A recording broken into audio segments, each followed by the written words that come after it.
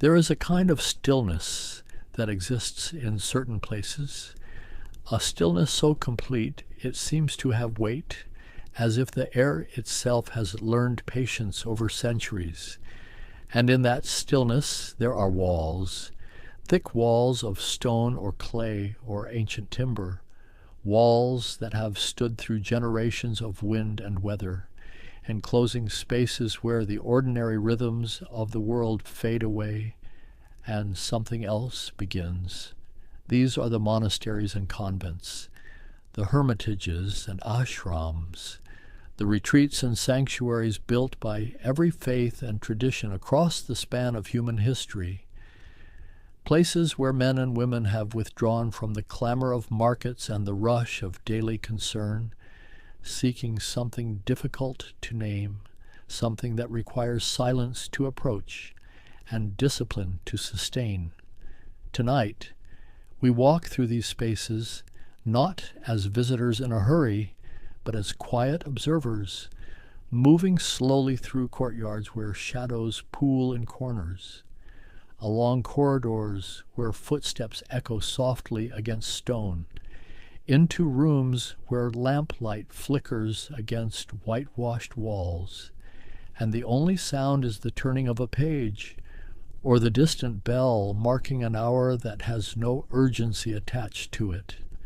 The origins of these places stretch back so far that they blur into legend, into desert caves where solitary figures out careers sought communion with the divine, into forest clearings where teachers gathered students beneath broad-leafed trees, into mountain valleys where communities formed around shared devotion, and always, always, there was the sense that ordinary life, with its commerce and conflict and constant motion, could not contain what these seekers were reaching toward, and so they built, or found, or claimed spaces apart, not because the world was evil, but because the world was full, too full sometimes, of voices and obligations and the endless succession of tasks that fill a day from dawn until dark. And what they sought required emptiness, required quiet, required the kind of attention that can only emerge when the usual distractions fall away.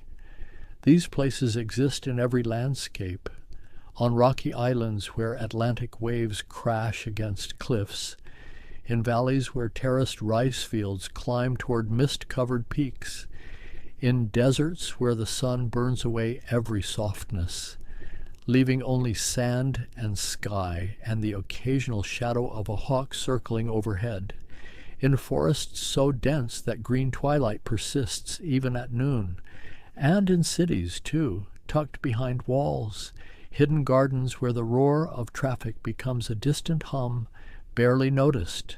The people who inhabit these spaces, the monks and nuns, the brothers and sisters, the hermits and anchorites, the sannyasis and bhikkhus, they come from everywhere, from farming villages and crowded cities, from wealthy families and desperate poverty, from scholarship and illiteracy, bringing with them 10,000 different stories, 10,000 reasons for choosing this particular kind of life, this deliberate stepping aside from the path most people walk.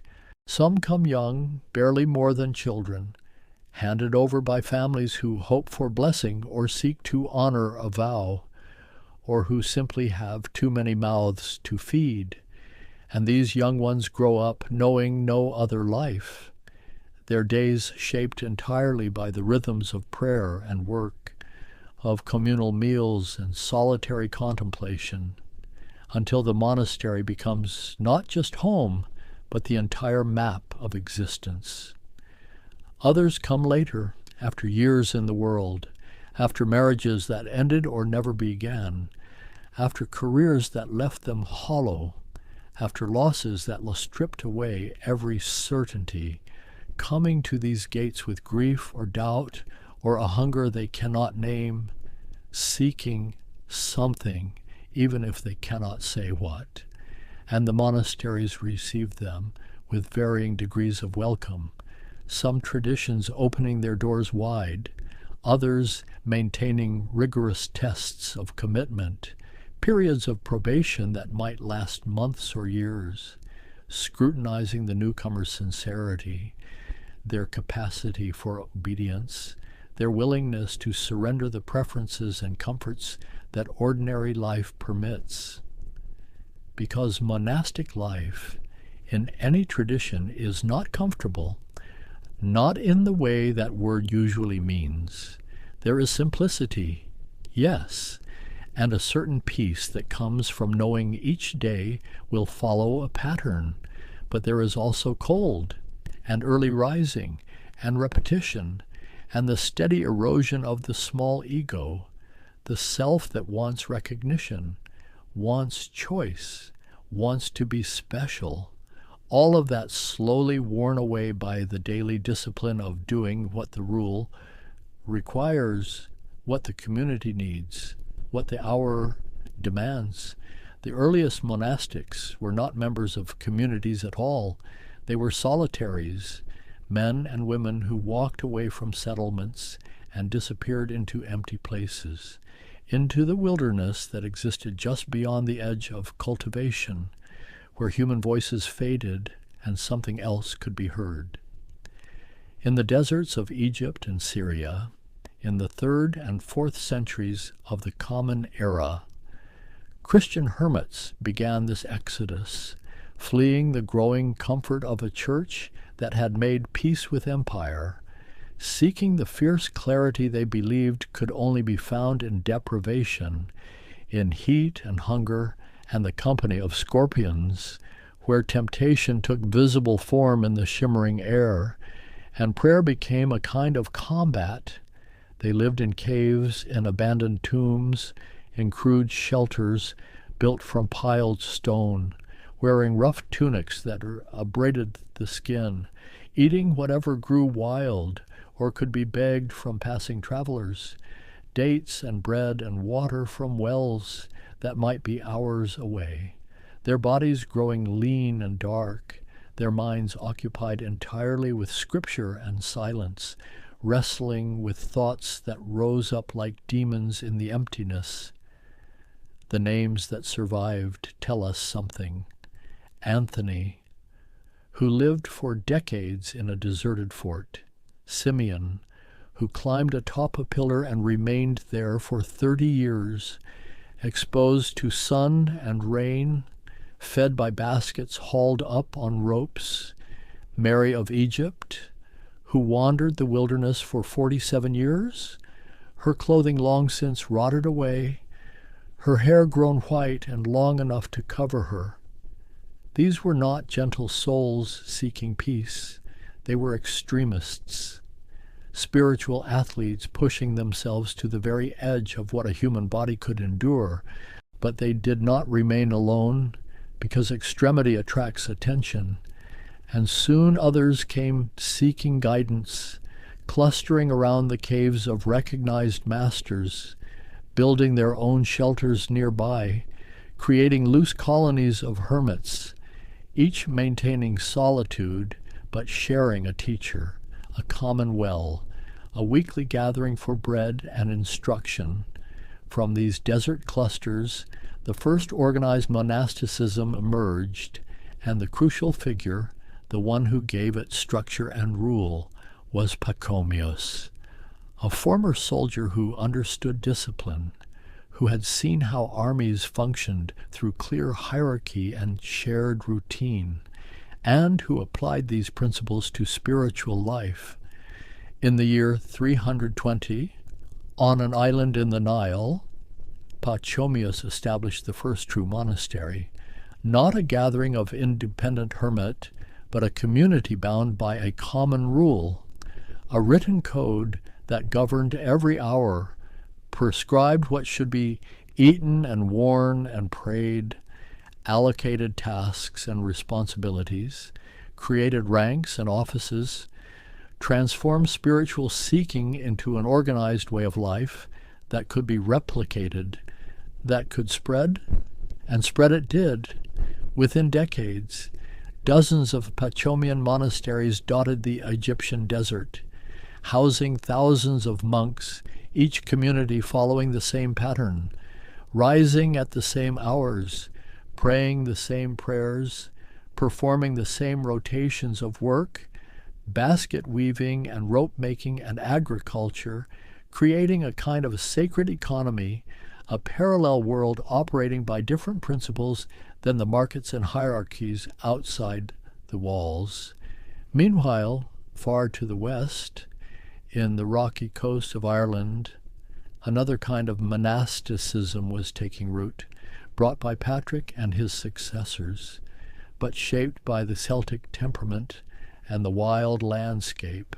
These Irish monasteries were different from their Egyptian counterparts, less rigid, more poetic, deeply intertwined with the natural world and the old ways that had preceded Christianity. They built in places of power, on islands and headlands, near holy wells and ancient stones, incorporating rather than erasing what had been sacred before. Their monasteries were clusters of small buildings, stone beehive huts where monks slept in solitude, gathered in larger structures for prayer, tended gardens and orchards within circular earthen walls, studying and copying manuscripts by daylight, memorizing poetry, developing an artistic tradition that would produce the luminous pages of illuminated gospels.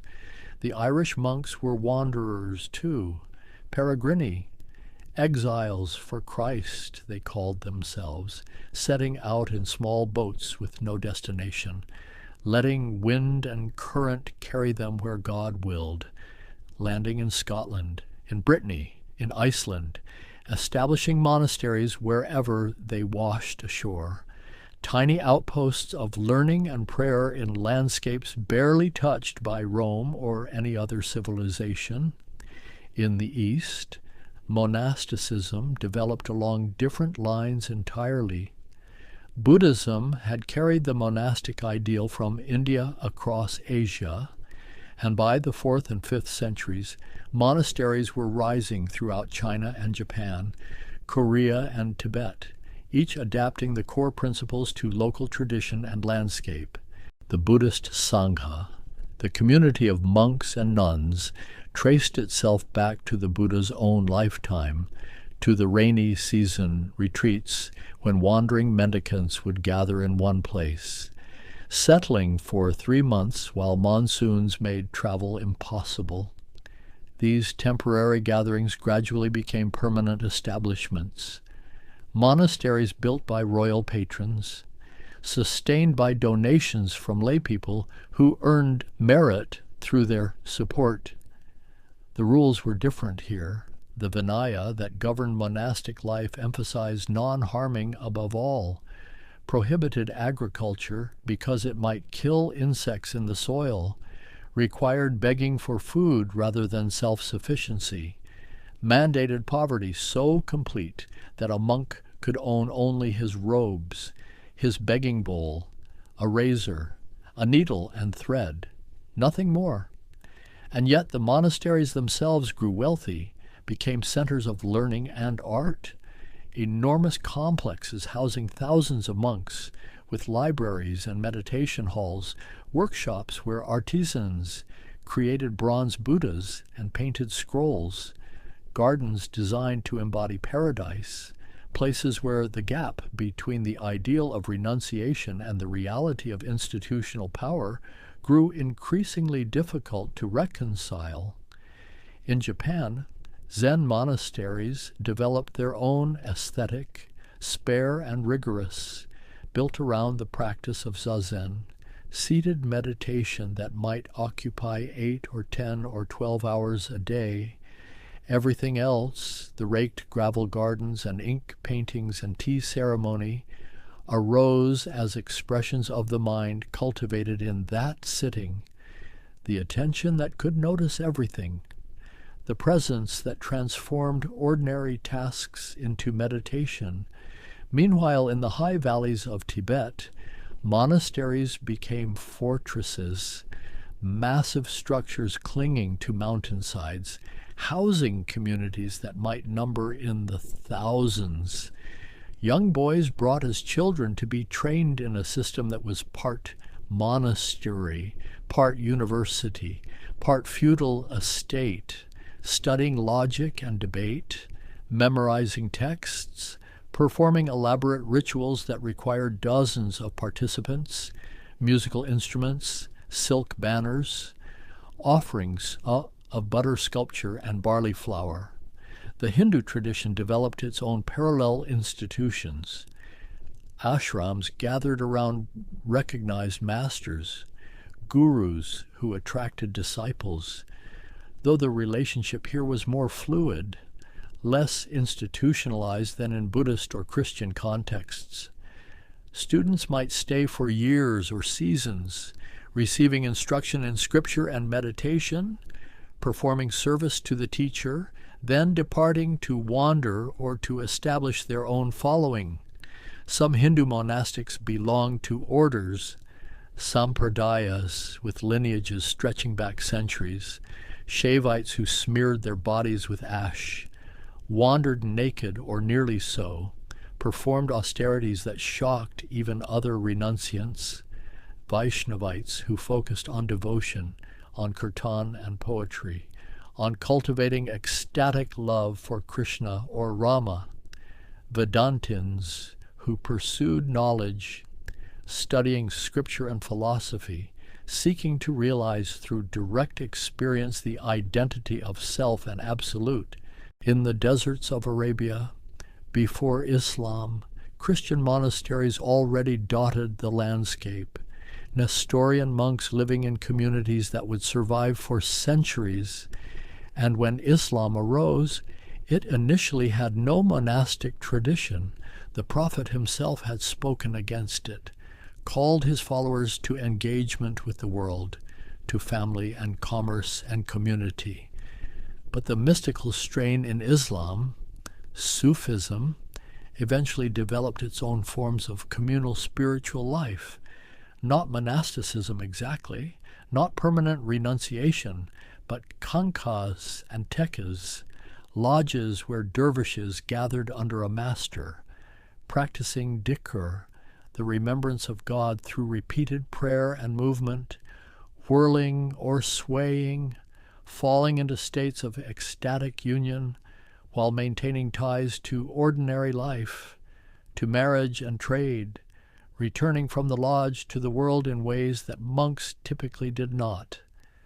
By the 6th century, Christian monasticism in the West had found its defining voice in Benedict, whose rule became the template for virtually all Western monasteries, a document of remarkable balance and psychological insight, prescribing communal life organized around the Opus Dei, the work of God, the cycle of prayer that marked every 3 hours, pulling monks from sleep or labor or meals to gather in the chapel and sing psalms, their voices rising in the darkness before dawn, in the full light of noon, in the gathering dusk.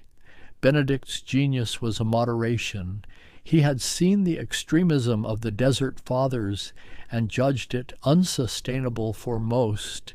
Instead, he prescribed enough food, adequate sleep, a mixture of prayer and work and study that could be maintained year after year, decade after decade, creating stability, permanence, communities that would outlast empires. The Benedictine monastery became a world unto itself, enclosed by walls, entered through a single gate that was locked at night. Inside, the church stood at the center, its bell tower the highest point.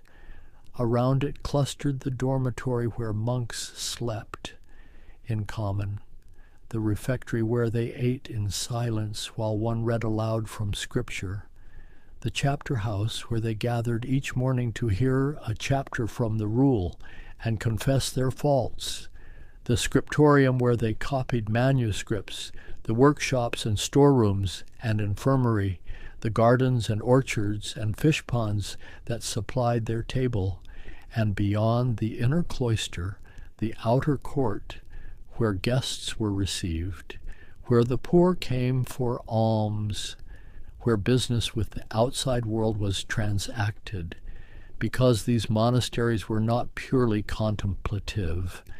They were economic engines, managing vast estates, breeding livestock, developing new techniques in agriculture and metallurgy and medicine, accumulating knowledge and wealth in equal measure.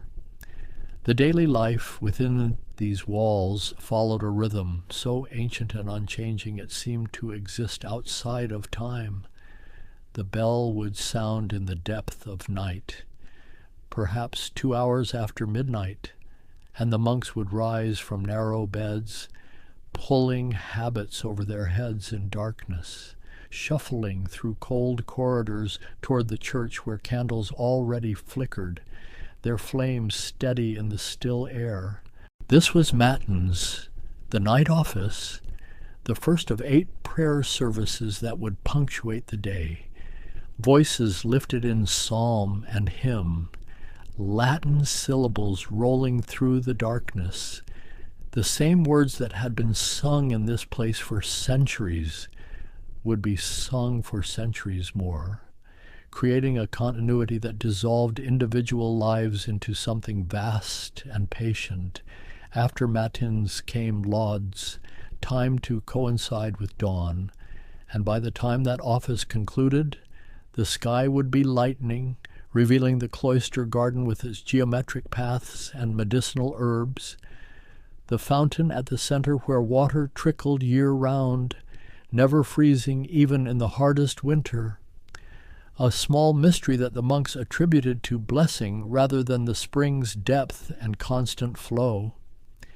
Then came work, because Benedictine life balanced prayer with labor, ora et labora, and every monk had his assigned task.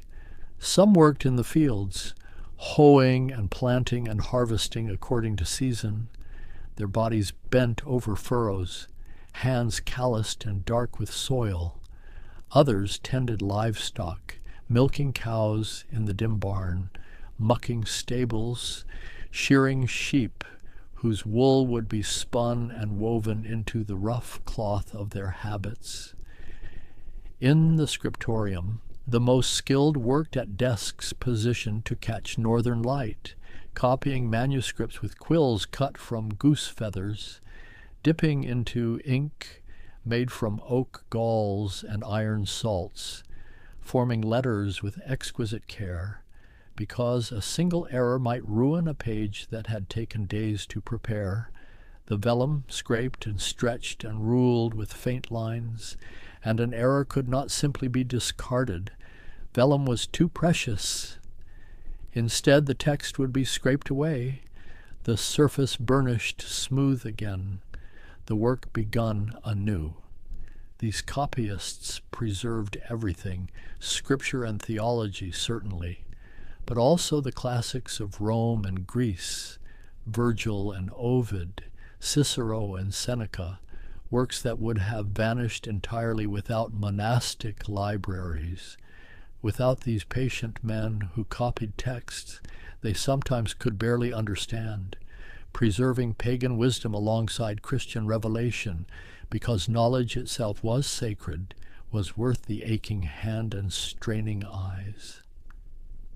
At midday came sext, the 6th hour, and after that office the community gathered in the refectory for the main meal, filing in by rank, the abbot at the head table, monks arranged down long benches on either side, and as they ate their bread and vegetables, their portion of fish or cheese, one monk stood at a lectern and read aloud, from scripture or from the lives of saints, so that even the body's nourishment was accompanied by food for the spirit. Silence governed these meals, no conversation, only the reader's voice and the small sounds of eating, wooden spoons against wooden bowls, the scrape of a bench as someone shifted position, and this silence extended beyond the refectory. Throughout the monastery, most hours of most days were conducted without speech. Monks communicated through signs when necessary. Elaborate gestures developed over generations, a language of hands that could convey complex instructions without breaking the quiet. For the nuns in convents, the pattern was similar but not identical. Women's communities often remained more enclosed than men's. Double monasteries, where monks and nuns lived in separate quarters but shared a church, existed in the early centuries. But gradually, canon law restricted women's mobility, required stricter claustration, walls that nuns could not cross except in extreme circumstances. The daily offices were the same, the hours of prayer that structured time, but women's work differed: less agriculture, more textile production, the endless spinning and weaving and embroidering that clothed not only their own community, but provided income through sales, their hands constantly occupied, fingers moving with automatic precision while their minds traveled inward. Prayer becoming a continuous undercurrent beneath the physical task. Some convents became famous for specific crafts, for the illuminated manuscripts produced by nuns who painted with brushes of single hairs, creating borders alive with flowers and birds, tiny faces peering from the margins, or for the vestments they embroidered. Silk and gold thread worked into images of such delicacy that bishops and princes competed for their commissions. These works becoming prayers in themselves, devotion made visible in every stitch. In the Eastern Christian tradition, monasticism took forms both similar and strangely different. On Mount Athos in Greece, a rocky peninsula extending into the Aegean, an entire monastic republic developed, 20 main monasteries and countless smaller hermitages. No women permitted, not even female animals. A landscape inhabited solely by men seeking God through prayer and asceticism. The monks here were orthodox, their services longer and more elaborate than Western offices, standing for hours in churches dense with incense and icon smoke. The same prayers repeated hundreds of times, the Jesus prayer breathed in rhythm with the heartbeat. Lord Jesus Christ, Son of God, have mercy on me, a sinner. Over and over until the words dissolved into pure attention, pure presence. Some lived in community, following a common rule, but others became hermits, retreating to caves accessible only by rope ladder, seeing another human perhaps once a week when a basket of bread was lowered from above, spending their days in the darkness, in silence so complete that the sound of their own breathing became loud, intrusive, something to be transcended. In the Buddhist monasteries of medieval China, life followed different rhythms but similar dedication. Monks rose before dawn to the sound of the wooden fish. A hollow percussion instrument struck in rapid rhythm, gathering in the meditation hall where they would sit motionless on cushions for the first of many periods, backs straight, legs folded, eyes half closed, watching the breath, watching thoughts arise and dissolve, training the mind to stillness.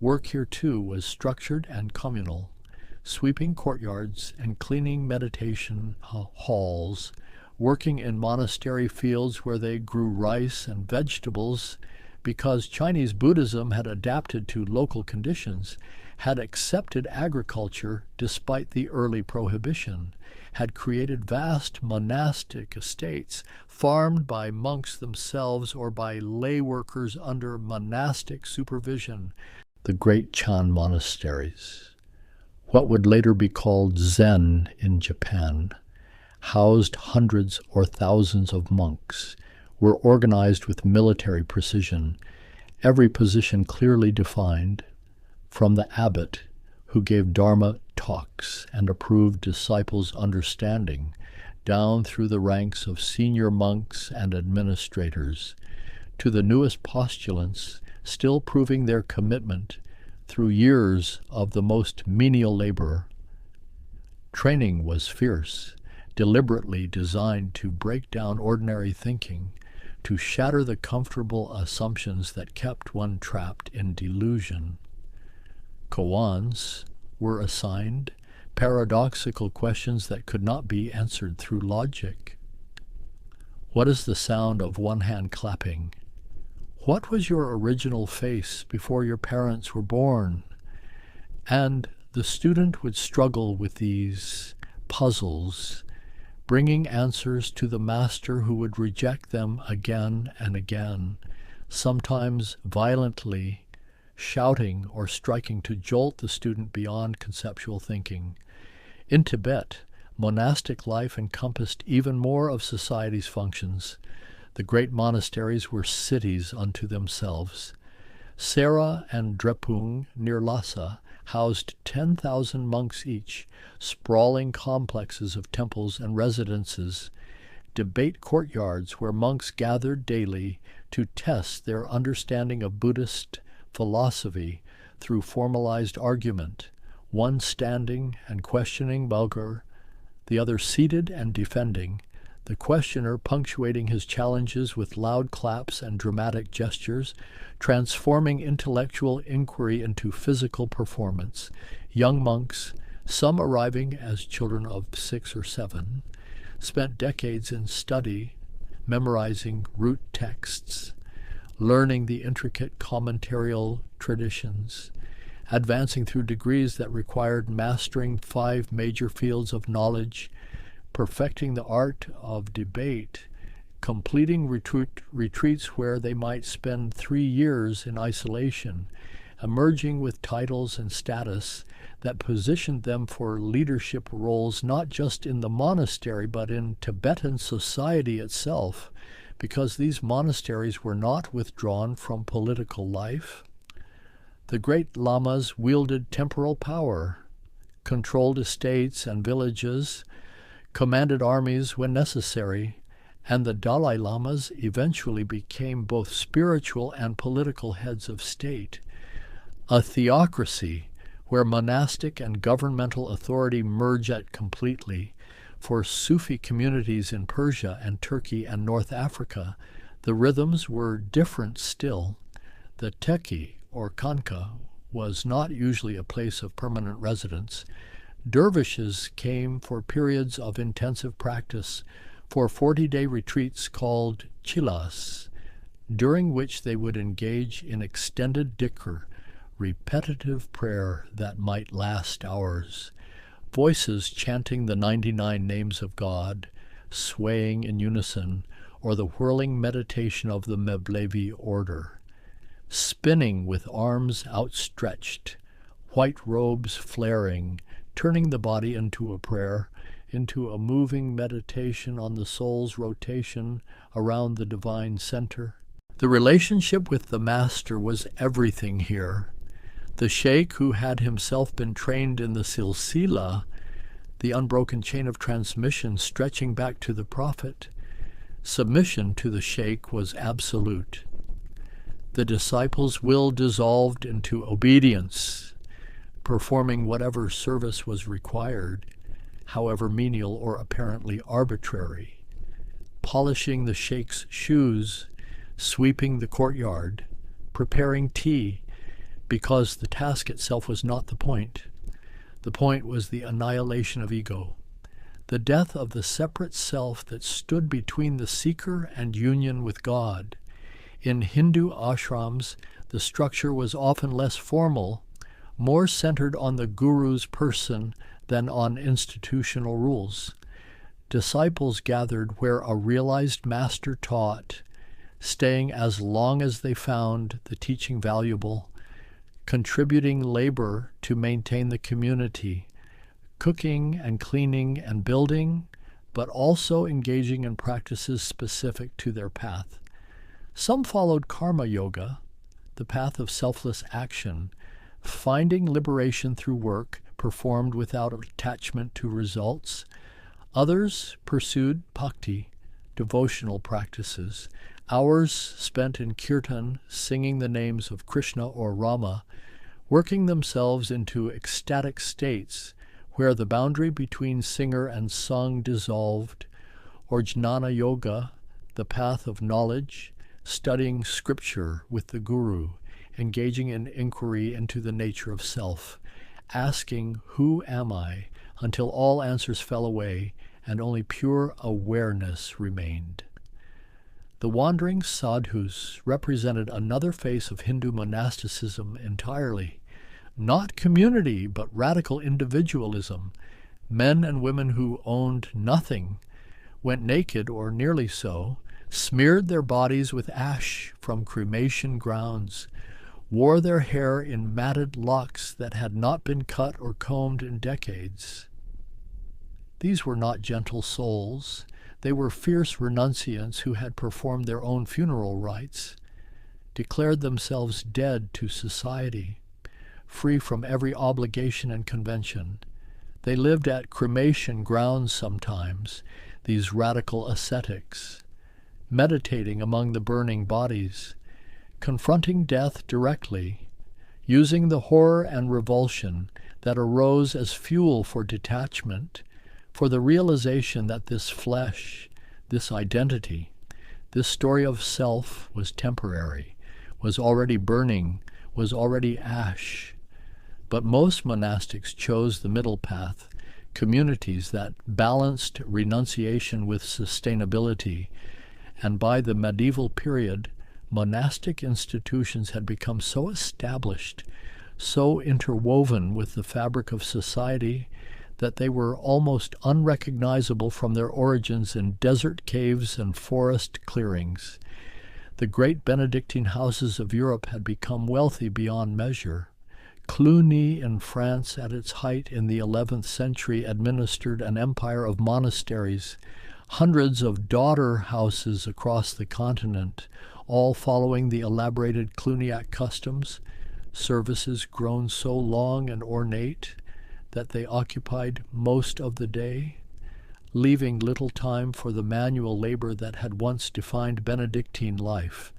The buildings themselves proclaimed this wealth, soaring Romanesque churches with rounded arches and massive walls, later replaced by Gothic structures that seemed to defy gravity, stone lace rising toward heaven, stained glass transforming sunlight into cascades of color, the offices sung by trained choirs whose voices had been cultivated since childhood, polyphony replacing the simple chant, music of such complexity it required years to master.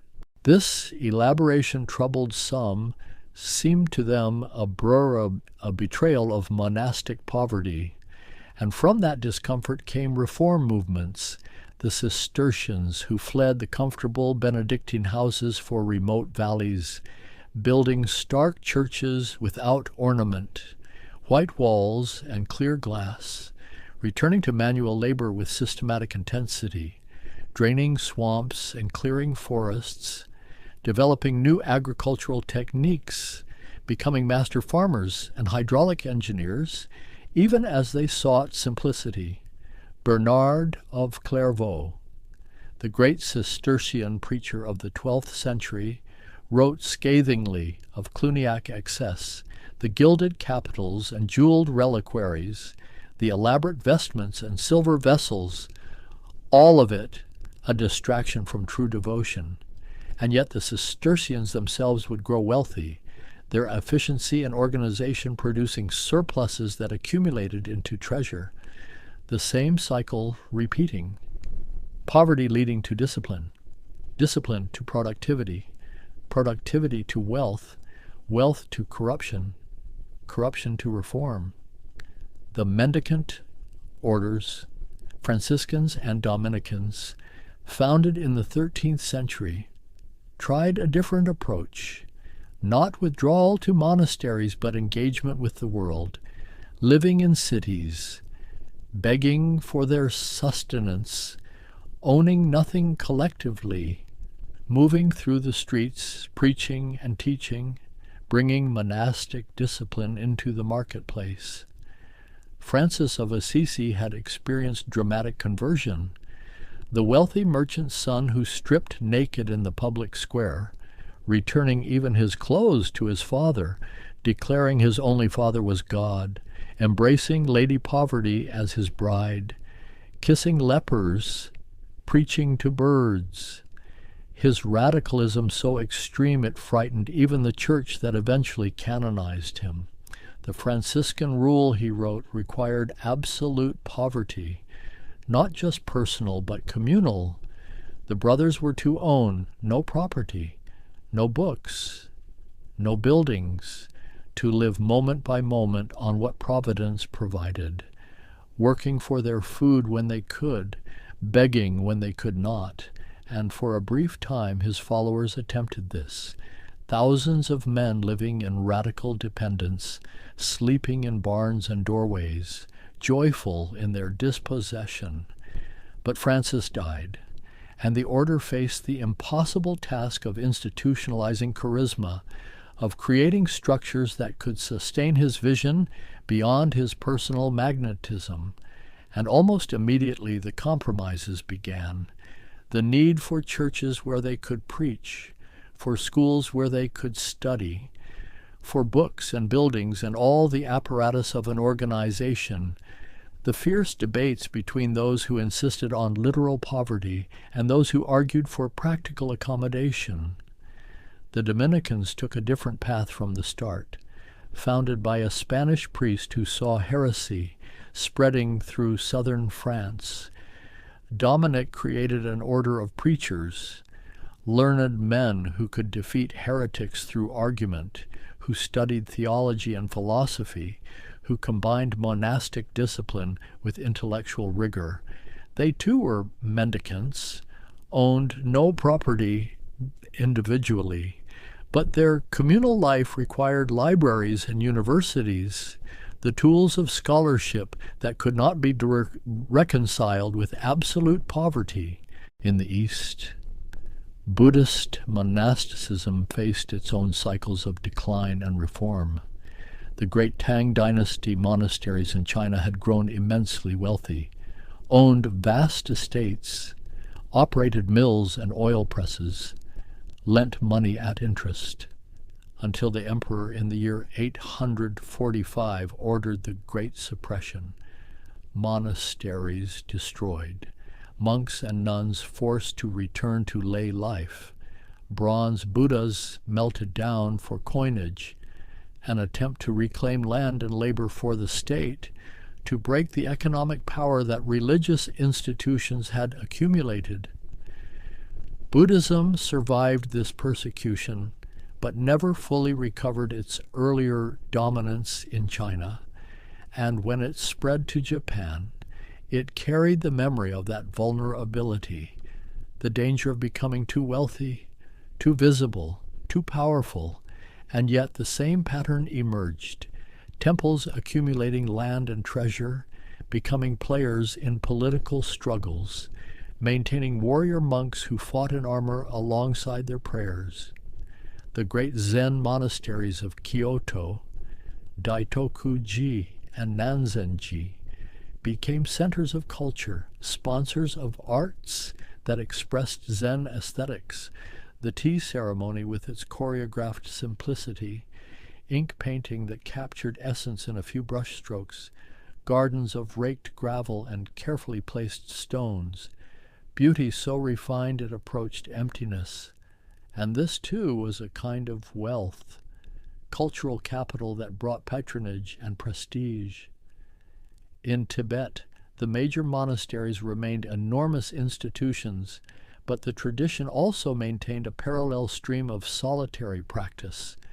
Yogis who lived in mountain caves, spending years in darkness, practicing tummo, the inner heat meditation that allowed them to survive winters at high altitude with minimal clothing, their bodies generating warmth through visualization and breath control, emerging from retreat, transformed, their presence radiating something that could not be faked, could not be institutionalized. The tension between these poles, between monastic institution and individual realization, between communal life and solitary practice, between poverty and the wealth that dedication accumulated, this tension was never resolved, could not be resolved, because each pole addressed a different need, answered a different calling. Communities provided structure, prevented the self-deception that could flourish in isolation, offered the friction of other personalities against which the ego revealed itself, required the death of preference that came from eating what was served, sleeping when the bell rang, accepting tasks one had not chosen, obeying superiors who might be foolish or wise, but whose authority came from the rule, not from personal merit. But solitude offered something community could not, the silence deep enough to hear what lay beneath thought, the absence of reflection in other eyes, the stripping away of identity that came from having no witness, no one to impress or rebel against, just the bare fact of existence, the breath moving in and out, the sensations arising and passing, the slow revelation that what seemed solid was actually space. Some traditions tried to balance both. The Carthusians, an order founded in the 11th century that still exists, each monk living in a separate cell, a small house with its own garden, meeting the community only for some offices and for a weekly walk, otherwise maintaining silence and solitude within the structure of the monastery, the cell becoming a hermitage, the monastery a collection of hermitages under one rule. The Carmelites developed something similar. Hermit monks living on Mount Carmel, each in his own cell, gathering only for Mass, attempting to maintain the desert ideal within a communal framework, and when they were forced from the Holy Land by Muslim conquest, they brought this pattern to Europe, reformed repeatedly by figures like Teresa of Avila and John of the Cross, mystics who combined austere practice with profound psychological insight, mapping the interior journey in texts that remain classics of spiritual literature. Women's monasticism faced additional constraints throughout these centuries, always more strictly enclosed than men's communities, suspect in ways that male religious life was not.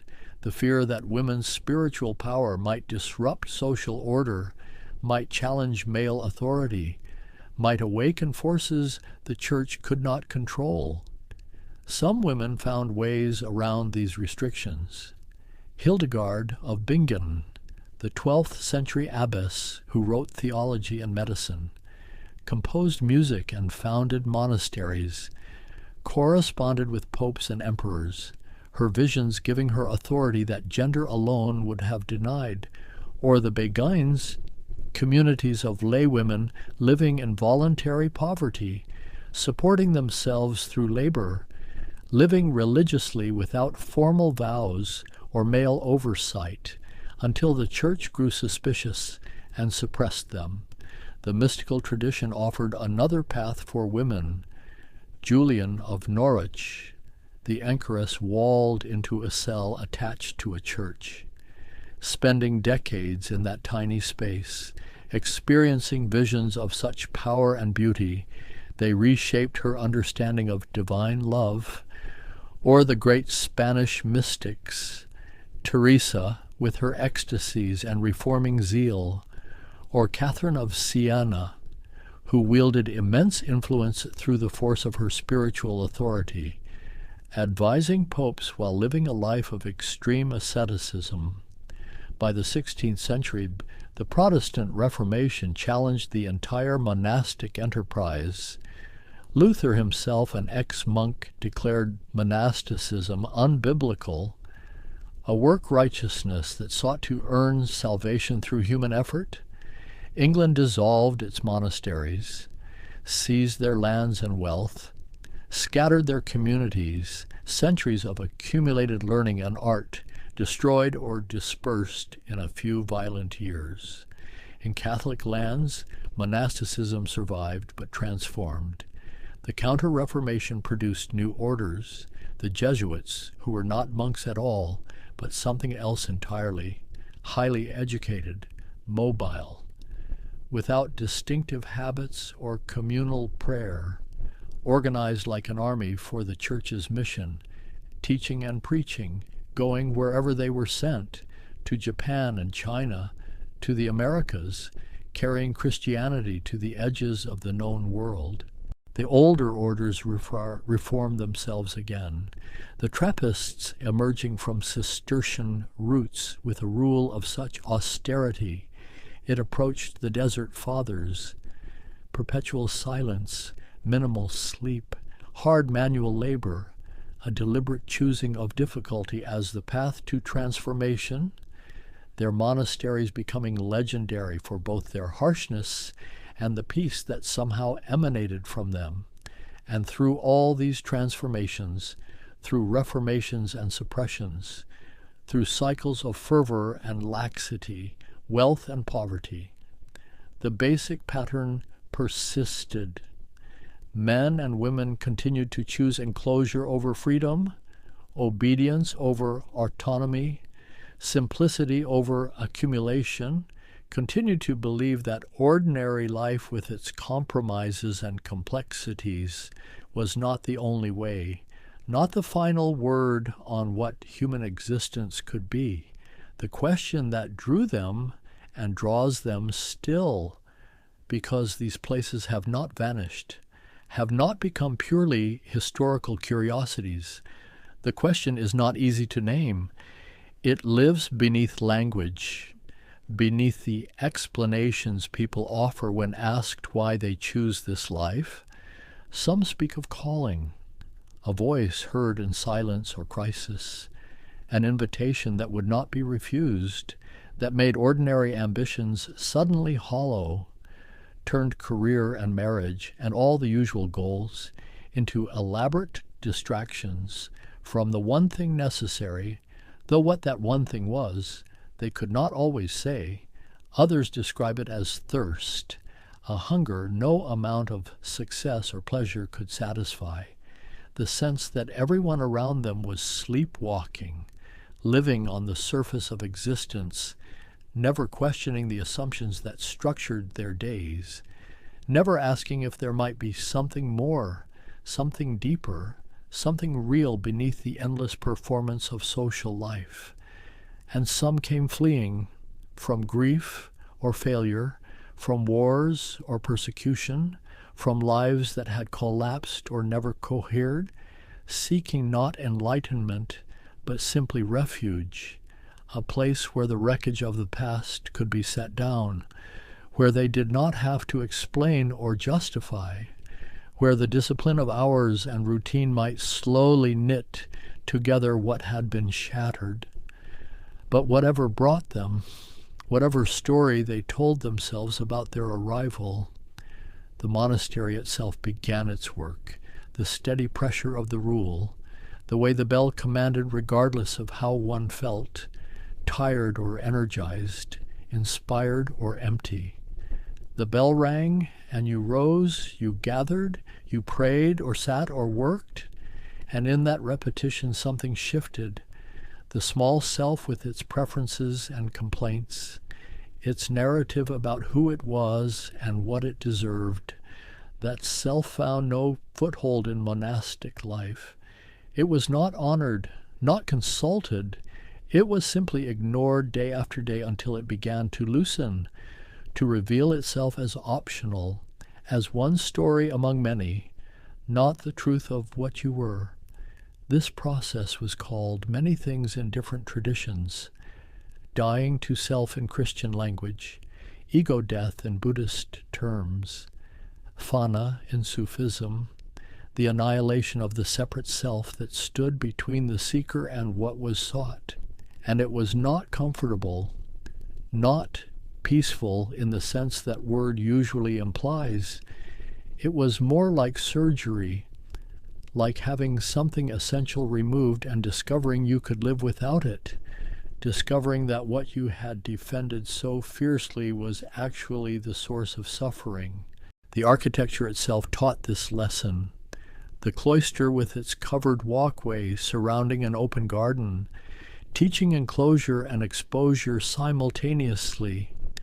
The monk walking that path was protected from rain but not from sky, was separate from the world but not separate from weather and light, held within structure but not sealed against mystery. The cell, the small room where a monk or nun slept and sometimes spent hours in solitary prayer, was deliberately sparse. Bed and desk and perhaps a small window. Nothing unnecessary, nothing comfortable enough to become attached to, the plainness forcing attention inward, because there was nothing external to distract, nowhere for the mind to escape. Even the manual labor served formation rather than just productivity, the repetitive tasks that could be done without thinking, weeding a garden or kneading bread or copying manuscripts, allowing the mind to settle, to drop beneath its usual churning, finding a rhythm where body and breath and attention aligned, where the separation between worker and work dissolved into simple presence.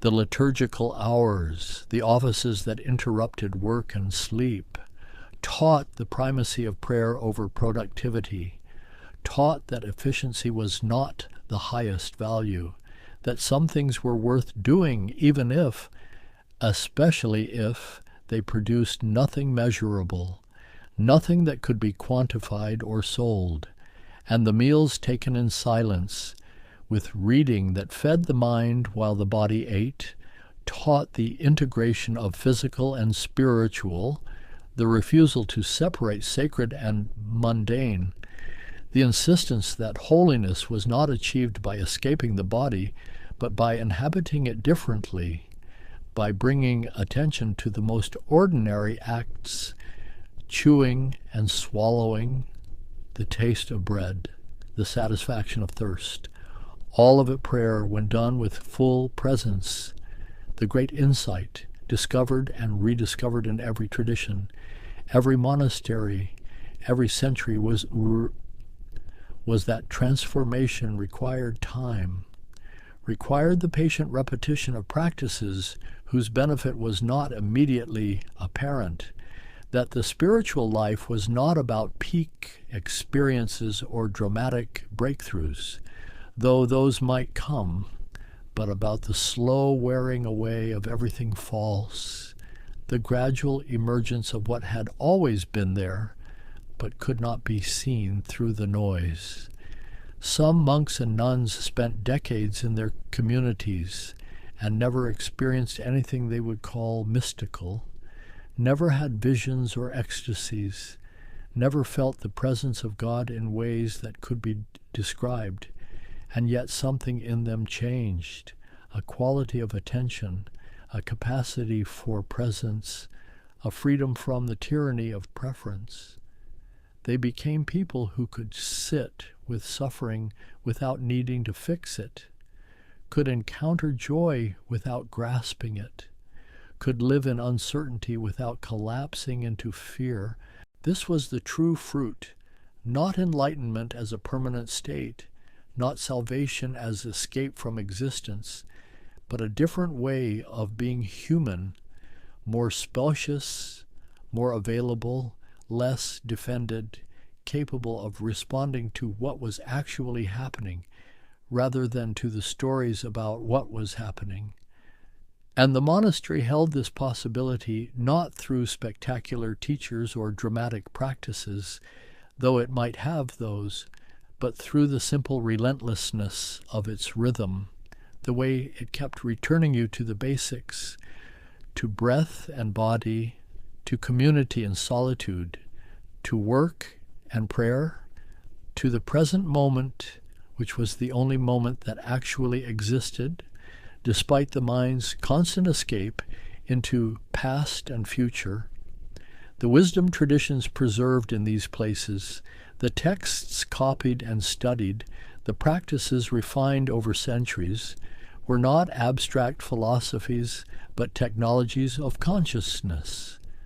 Maps drawn by those who had traveled interior territories, descriptions of what one might encounter in deep meditation or sustained prayer, warnings about pitfalls and false paths, encouragement for the long stretches where nothing seemed to happen, but the map was not the territory, and the greatest danger was mistaking knowledge about the path for walking the path, reading about meditation instead of sitting, studying texts about prayer instead of praying. The monastery combated this by making practice non-negotiable, by creating a container where excuses found no purchase, where you could not claim you were too busy or too tired or too uninspired.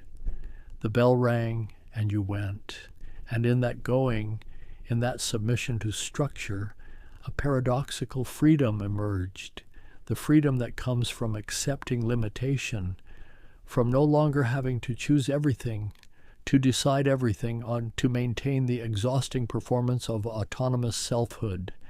Instead, there was the relief of obedience, the rest that comes from letting the rule decide, from trusting a wisdom older than oneself.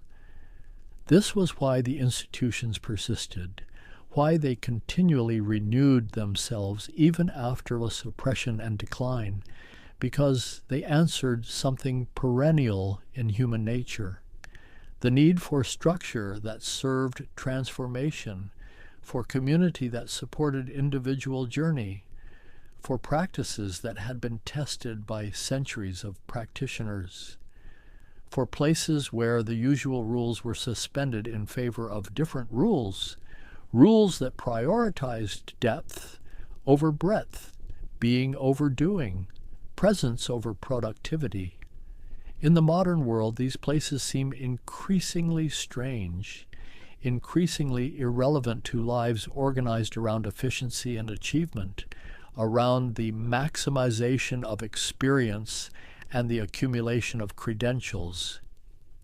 What possible use is an institution that produces nothing marketable, that withdraws from economic circulation, that values silence over communication, stillness over motion, hiddenness over visibility, and yet they continue, smaller perhaps, fewer in number, but still present, still drawing seekers, still offering what they have always offered, a way out of the world's insistence, a refusal of its fundamental assumptions, a living demonstration that other modes of existence remain possible, the monk rising in darkness to pray, the nun in her cell attending to the movement of breath, the hermit in his cave watching thoughts arise and dissolve.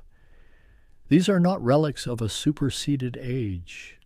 They are human beings choosing a different relationship with consciousness, with time, with the underlying mystery of existence, and their choice preserves a possibility for all of us, whether we enter monastery gates or not, because what they seek is not located in any building, not dependent on any institution. It is the ground of being itself, the awareness that precedes thought, the presence that witnesses all experience without being touched by it, and that is available always, in every moment, in every place, waiting only for the attention that can turn toward it, the willingness to stop, to be still, to notice what has always been here. The monasteries simply make that turning easier, remove some obstacles, provide support and structure, but the destination they point toward is not distant, not in heaven or nirvana or any far realm. It is right here, in the simplicity of this breath, this moment, this existence that is somehow both utterly ordinary and completely miraculous when met with full attention. And so the bells continue ringing, marking hours that belong to no clock but their own, calling communities to gather, to sing, to sit, to work, to eat, to sleep, and rise again, the cycle repeating, day after day, year after year, century after century, a rhythm beneath the world's frantic rushing, a stillness at the center, a silence that speaks what words cannot hold. The walls stand, weathered now, stones fitted by hands long dead, corridors walked smooth by 10,000 footsteps, courtyards where fountain water catches light the same way it did when these buildings were new, and will catch it the same way when they are ruins, the same way it does now in monasteries still living, still inhabited by men and women who have chosen this particular kind of attention, this way of being human. And in choosing it, they hold something open for the rest of us, a door left unlocked, a path still visible, a reminder that the world's way is not the only way, that beneath the noise there is silence, beneath the motion there is stillness, and in that stillness something waits, something vast and patient, something that has always been there, will always be there, regardless of whether anyone notices, whether anyone turns toward it, whether anyone enters the gate and walks the cloister path, but which reveals itself completely when someone does, when anyone does, when attention finally comes home to itself and discovers it was never lost, never separate, never anything but this, just this, always this, and the bells ring on, calling, calling, through centuries of sound, into silence, into light, into the mystery that has no name, but welcomes every seeker, every question, every soul that comes wondering, comes tired, comes hungry, comes home. I close my eyes and find myself standing at the edge of a vast desert, where the sand stretches endlessly beneath a sky so deep and blue it seems to hold all the silence of the world. The air is warm, dry, carrying with it the faintest whisper of distant winds that have traveled across continents and centuries alike. Before me, the outline of ancient walls rises from the golden expanse, stone towers catching the amber light of late afternoon, their surfaces worn smooth by time and weather, and I notice how the shadows pool in the crevices, how each crack and weathered edge tells of generations that have passed beneath these same unchanging skies. There is a strange stillness here, a quality of light that seems suspended, as if the very atmosphere remembers something profound, something that unfolded across these lands in ways both magnificent and terrible, and I find myself drawn forward, not walking exactly, but drifting through this landscape of memory and stone. The desert gives way to narrow pathways, to courtyards where fountains once sang their cool songs, and I can almost hear the echo of voices in languages that twist and turn like ornate script, Latin mixing with Arabic, French blending with Greek, all of them carried on winds that have never truly stopped blowing. I pass through archways that frame the distance, and beyond them I see the glint of water, the Mediterranean stretching vast and impossibly blue, its surface catching light like scattered coins, and along its shores, ports and harbors where ships once gathered, their sails billowing with purpose, carrying men and women whose reasons for traveling were as varied as the stars. The landscape shifts, and now I am among hills covered in olive groves, their silver-green leaves shimmering in the gentle breeze. And between the trees I see the remnants of roads, ancient pathways worn smooth by countless feet, by horses and camels and carts laden with supplies, all moving towards something or away from something, the distinction blurring in the golden haze of distance. There are castles perched on hilltops, their battlements stark against the sky, and I notice how they seem to watch over valleys below, protective and imposing all at once, their stones mortared with determination and fear and hope, emotions that have seeped into the very fabric of these structures until they became inseparable from the landscape itself. I drift through courtyards where banners once flew, where the clatter of armor and the murmur of prayers filled the air in equal measure, and I can sense the weight of conviction that hung over these places, the absolute certainty that carried people across vast distances, through dangers unimaginable, toward destinations that shimmered in their minds like mirages. The sun moves slowly across the sky, casting long shadows that pool in doorways and alcoves. And in these shadows I glimpse the outlines of lives lived with intensity. Merchants who saw opportunity in chaos, pilgrims who sought something sacred in the dust and heat, soldiers who carried crosses sewn onto their shoulders like promises they couldn't break. There are churches here, too, their domes rising against the desert sky in defiance of the arid landscape, and inside their cool interiors, mosaics catch what little light filters through narrow windows, gold leaf gleaming softly, depicting scenes of devotion and triumph, of suffering and transcendence, all rendered in tiny stones fitted together with infinite patience.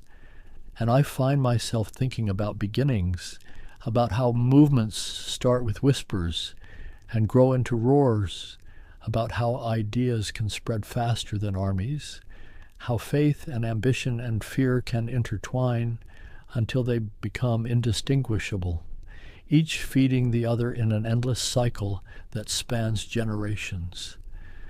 The landscape around me breathes with history, every stone a witness, every pathway a story, and I sense the enormity of what unfolded here, the convergence of East and West, of competing visions of truth and territory, of spiritual longing and earthly power, all tangled together in ways that would shape centuries to come. I stand at a crossroads, literal roads meeting in the dust, and I can almost see the caravans that once paused here, the pilgrims and soldiers and traders all sharing the same space for a moment before continuing on their separate ways, each carrying their own understanding of what these journeys meant, what they were meant to accomplish. And so the story begins to unfold, not all at once, but gradually, like dawn spreading across the desert, illuminating details one by one, revealing the complexity of what happened when thousands upon thousands of people moved between worlds, carrying their faiths and fears, their weapons and dreams, across lands that would never be quite the same again. The 11th century dawns slowly across Europe, and in the lands surrounding the Mediterranean, power shifts like sand in an hourglass, redistributing itself in ways both subtle and dramatic, and I find myself drawn backward through time to the moments before the great movements began, when the world was already ancient, already layered with competing claims and sacred geographies. In the heart of Anatolia, Byzantine emperors rule from Constantinople, their city a jewel of domes and marble, where Greek fire protects harbors and the liturgy echoes through Hagia Sophia in golden waves of sound. But their grip on the eastern provinces grows uncertain, threatened by new powers rising from the steppes and deserts beyond. The Seljuk Turks sweep across the landscape like a wind that cannot be turned back, and in the year 1071, at a place called Manzikert, they meet the Byzantine army in battle, and the outcome shifts the balance of an entire world. The emperor himself is captured, and the eastern frontier begins to crumble like old parchment left too long in the sun. I watch as the news travels westward, carried by merchants and pilgrims and messengers, spreading through the courts of Europe, where kings and nobles hear whispers of Christian lands falling to Muslim rule, of churches converted to mosques, of pilgrimage routes growing dangerous. And something stirs in the collective imagination, a mixture of genuine concern and opportunistic calculation. In Rome, popes contemplate their authority, seeking ways to assert spiritual leadership over the fractious kingdoms of the West, where dukes fight dukes and counts betray kings in an endless cycle of petty warfare, and the idea begins to form, slowly, like frost patterns on glass, that perhaps a great external cause might unite what internal politics cannot. The pilgrimage routes have existed for centuries, winding paths that lead faithful travelers from every corner of Christendom toward Jerusalem, the city that holds such weight in the Christian imagination, the place where Christ walked and taught and died and rose, every stone there seeming to pulse with sacred significance. But these routes grow perilous, and stories filter back of pilgrims robbed or turned away, of difficulties and dangers multiplying. And whether these stories are entirely accurate matters less than the fact that they circulate, that they create a narrative of holy places in jeopardy, of obligations unmet.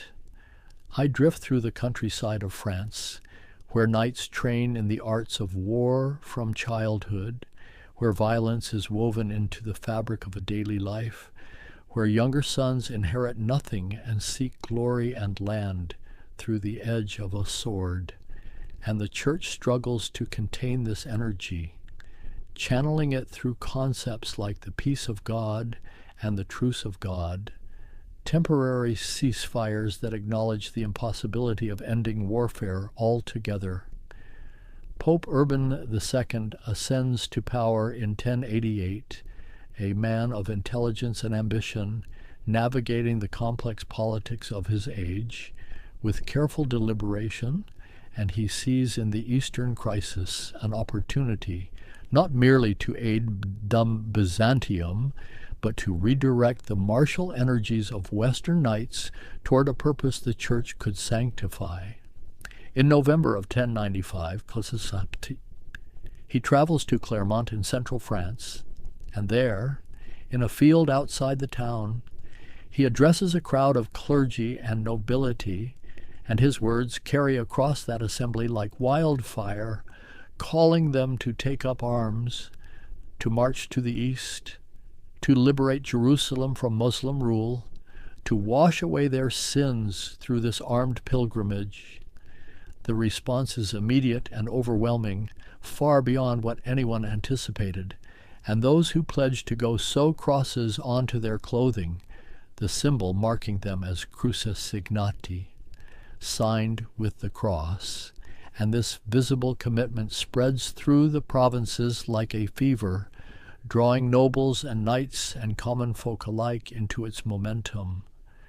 But the motivations are as varied as the people themselves. Some genuinely believe they are answering God's call, seeking redemption for lives stained with violence and sin. Others see opportunity for land and wealth in the East, for glory and advancement impossible at home, and still others are swept up in the sheer excitement of it, the promise of adventure beyond the narrow confines of their villages. I follow the preparations through the winter and spring, as knights mortgage their lands to raise funds, as blacksmiths work overtime forging weapons and armor, as families say farewells that taste of uncertainty and hope in equal measure, not knowing who will return, who will find what they seek, who will vanish into the vastness of the journey ahead. The first to depart are not the organized military contingents, but rather a wave of common people led by a charismatic preacher named Peter the Hermit, thousands upon thousands streaming eastward in what will come to be called the People's Crusade, poorly equipped, inadequately supplied, driven by fervor more than planning. They move through the Rhineland in the spring of 1096, and here the journey takes a dark turn, as some among them turn their religious zeal against Jewish communities, attacking and massacring those they deem enemies of Christ. And this violence, this terrible misdirection of purpose, stains the movement from its very inception, revealing the dangers of unchecked fanaticism. The People's Crusade pushes on toward Constantinople, and the Byzantine Emperor Alexios watches their approach with growing alarm. These undisciplined masses are not the professional soldiers he requested.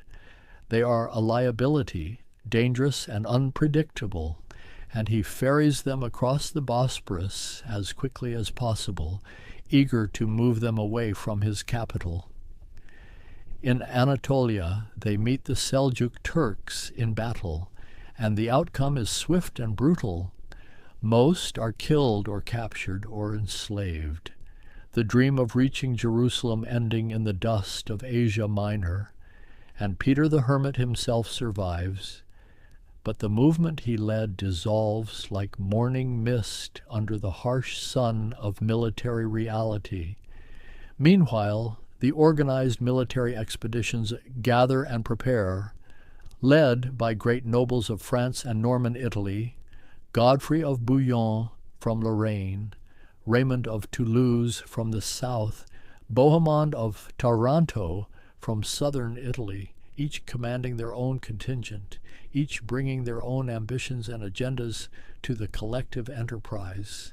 They depart at different times through 1096 and early 1097, taking various routes toward Constantinople, some traveling overland through Hungary and the Balkans, others sailing across the Adriatic and marching through Byzantine territory.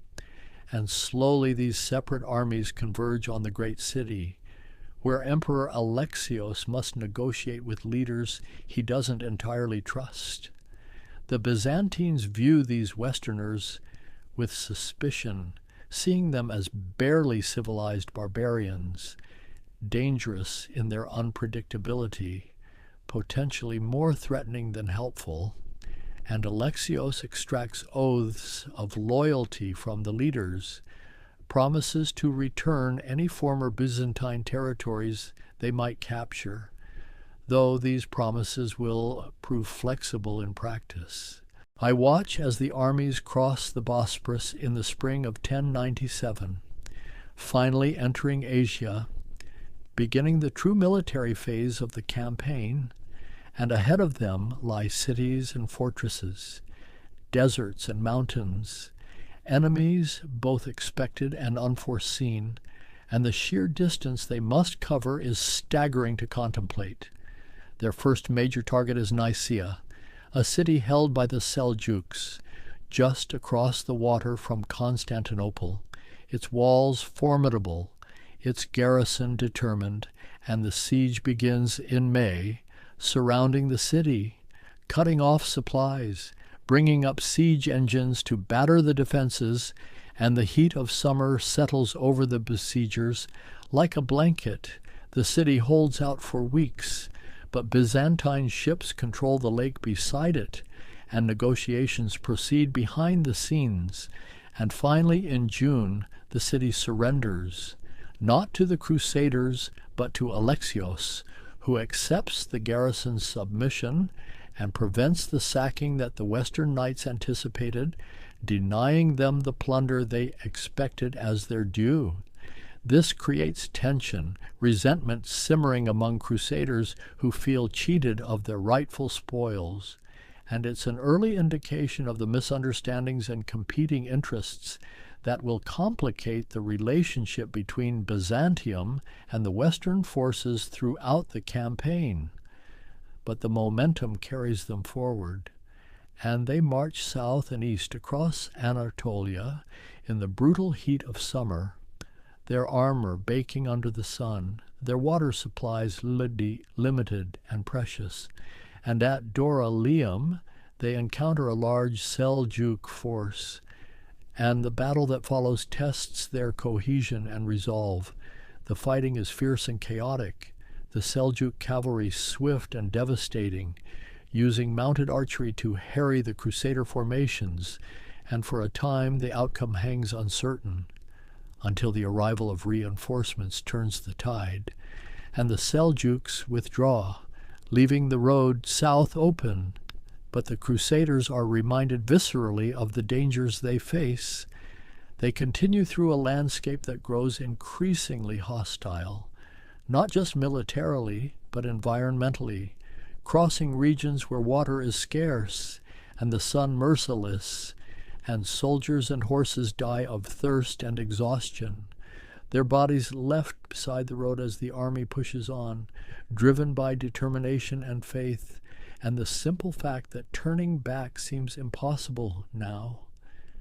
I drift above this long column of humanity, seeing it stretch across the Anatolian plateau like a thread pulled tight, and I sense the mixture of suffering and purpose that propels them, the prayers muttered through cracked lips, the songs sung to maintain morale, the quiet determination to see this through whatever the cost.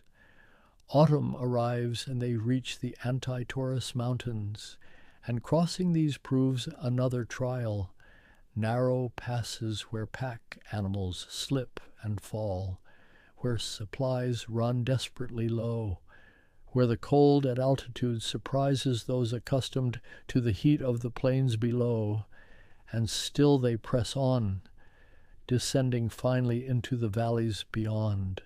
And here the political landscape shifts, entering regions where Armenian Christians have maintained their faith under Muslim rule, and these populations view the Crusaders with cautious hope, potential liberators, or perhaps just new conquerors, and alliances formed tentatively, information exchanged, local knowledge proving invaluable to the foreign armies. By October of 1097, the Crusaders reach Antioch, one of the greatest cities of the ancient world, its massive walls stretching for miles, studded with hundreds of towers.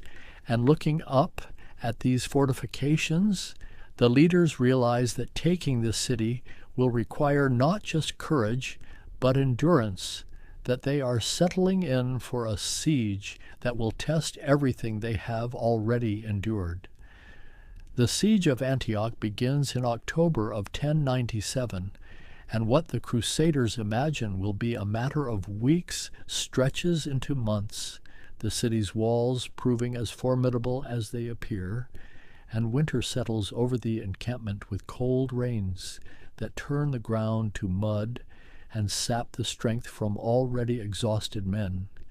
Inside the city, the garrison under Yagi Sian watches and waits, conserving supplies, occasionally sallying forth to harass the besiegers, and the Crusaders lack enough men to fully encircle such a massive perimeter.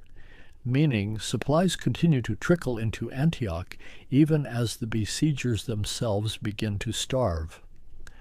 I watch as the winter deepens and provisions run desperately low.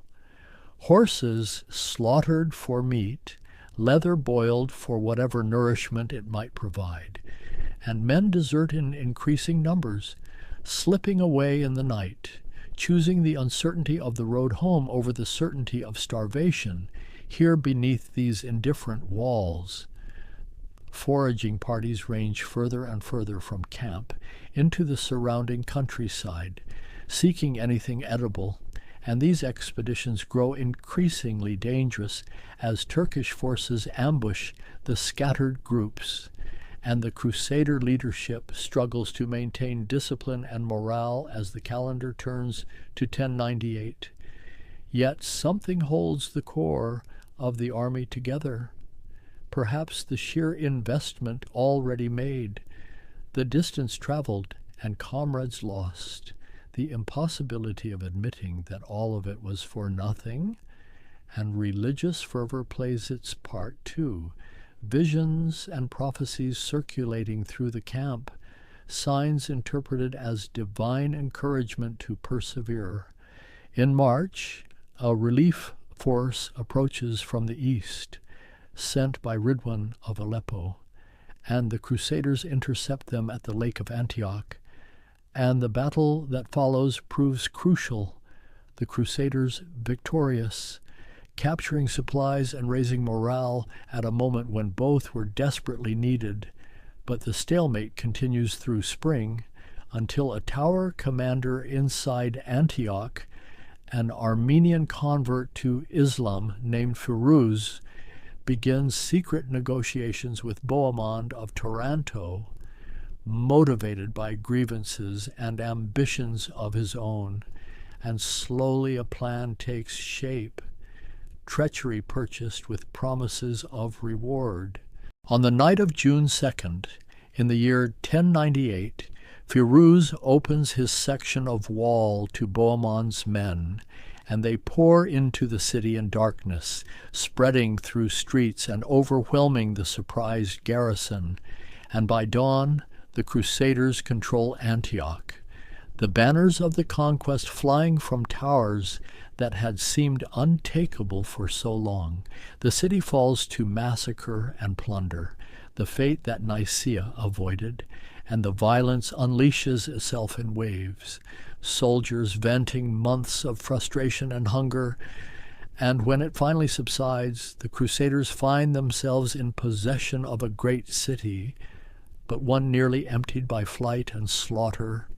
And then, only days later, the situation reverses with shocking speed. A massive relief army led by Kerbaga of Mosul arrives and surrounds Antioch, and the Crusaders who were besiegers become the besieged, trapped inside walls they just captured. Facing an enemy far more numerous, their supplies already depleted from the long months outside these same fortifications. The irony is not lost on them, and morale collapses. Men throw themselves from the walls in despair. Others argue for immediate surrender or flight, and the leadership meets in desperate council, searching for any strategy that might save them from what appears to be certain doom. I drift through the city in those dark days, sensing the fear that permeates every stone, the prayers that rise like smoke from makeshift chapels, the hunger that gnaws at bellies already hollow from the winter siege, and the walls that promised safety now feel like a prison closing in. Then a peasant named Peter Bartholomew comes forward with a vision, claiming the holy lance that pierced Christ's side at the crucifixion is buried beneath the church of St. Peter in Antioch. And whether driven by genuine faith or calculated deception, excavations begin, and after hours of digging, a metal object is discovered, declared to be the sacred relic, and the effect on morale is electric. The mood transforms overnight, despair giving way to fervent conviction, and the leaders seize this momentum, organizing the starving army for a desperate sortie, reasoning that death in battle is preferable to slow starvation within the walls. On June 28th, they march out through the gates, arranging themselves in disciplined formations despite their weakened state, and Kerboga's forces, perhaps surprised by this audacity, perhaps suffering from their own internal divisions and political tensions, fail to coordinate their response effectively. The battle unfolds across the plain before Antioch, and against all reasonable expectation, the Crusaders prevail, driving Kerboga's army from the field, scattering forces that should have overwhelmed them, and the victory seems so improbable that many interpret it as proof of divine favor, as validation of their entire enterprise. But now political complications emerge. Bohemond claims Antioch as his own, arguing his role in capturing it, while Raymond of Toulouse insists the city should be returned to Byzantium, as the oaths to Alexios required, and the Crusader leadership fractures along these lines, the unity forged in desperation dissolving now that immediate survival is no longer at stake. Months pass in negotiation and argument, the army remaining at Antioch through the autumn and into winter, and common soldiers grow restless, having not marched all this way to stop short of Jerusalem, and pressure builds on the leaders to continue south, to complete the pilgrimage that was the stated purpose all along. Finally, in January of 1099, Raymond of Toulouse leads a contingent south, and gradually the other forces follow, leaving Bohemond in possession of Antioch, and the army that marches toward Jerusalem is smaller than what crossed into Asia, diminished by death and desertion and garrison duties, but still formidable, still driven by the vision of reaching the holy city.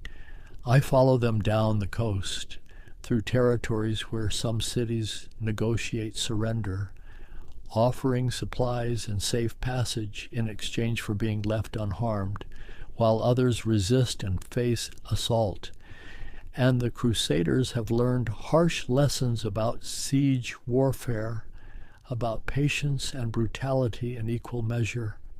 They reached Jerusalem in June of 1099, nearly 3 years after the first armies departed Europe, and the city sits behind its ancient walls, held by a Fatimid garrison that has expelled the Christian inhabitants and poisoned wells in the surrounding area, preparing for the siege they know is coming. The Crusader army, numbering perhaps 12 to 15,000, camps outside the walls and contemplates the challenge before them. They lack the equipment for a proper siege. The timber for siege towers scarce in this arid landscape, and the heat of June weighs on them like a physical force. Water becomes the immediate crisis. The sealed wells forcing foraging parties to range miles for drinkable water, carrying it back in whatever containers they can find, and men and animals suffer equally under the relentless sun, the holy city shimmering before them like a promise just out of reach. Yet timber is found, some carried from ships deliberately disassembled at Jaffa, and construction begins on siege towers. Carpenters working through the heat to build the massive structures needed to overtop the walls, while miners dig at the foundations and archers exchange volleys with defenders above. A Genoese fleet arrives at Jaffa with supplies and more timber, and this proves crucial, allowing the siege works to progress. And the pace quickens as word comes that a Fatimid relief army is marching from Egypt, creating urgency to take the city before facing another relieving force. On July 13th, the siege towers are wheeled forward, and the assault begins in earnest. Men climbing the structures even as defenders rain down stones and fire and arrows, and the fighting reaches a pitch of desperate intensity, each side knowing everything depends on the next hours. I watch as one tower, commanded by Godfrey of Bouillon, and manages to reach the wall, and soldiers pour across the gap, establishing a foothold on the fortifications, and once the wall is breached, the outcome accelerates. Gates opened from inside, crusaders flooding through, and the city falls to the attackers in a wave of violence. The massacre that follows is extensive and terrible. Soldiers and civilians cut down without distinction. Jews seeking refuge in a synagogue burned alive when the building is torched, and the slaughter continues through the day and into the night, blood literally running in the streets, exceeding even the violence at Antioch in its totality. Contemporary accounts describe crusaders wading through blood, exaggerating perhaps, but capturing the scale of the killing, and whether motivated by religious fervor or simple bloodlust, or the release of years of accumulated hardship, the violence unleashes itself until finally exhaustion brings it to an end. When the killing subsides, the crusaders gather at the Church of the Holy Sepulchre.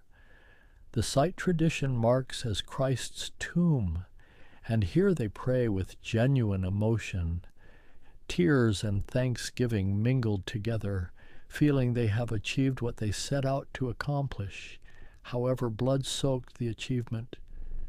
The question then becomes what to do next. Some fulfill their vows and prepare to return home, their pilgrimage complete, while others recognize that holding Jerusalem will require permanent settlement and defense, and political structures must be created almost from nothing. Godfrey of Bouillon is offered the title of king but refuses it, unwilling to wear a crown of gold where Christ wore a crown of thorns, and he takes instead the title Advocate of the Holy Sepulchre, a compromise that acknowledges temporal authority while deferring to spiritual supremacy.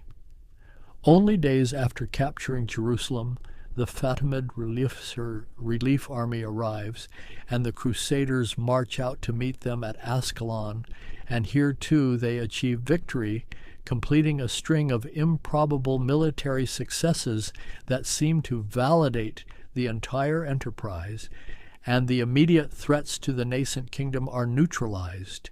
But the majority of Crusaders depart.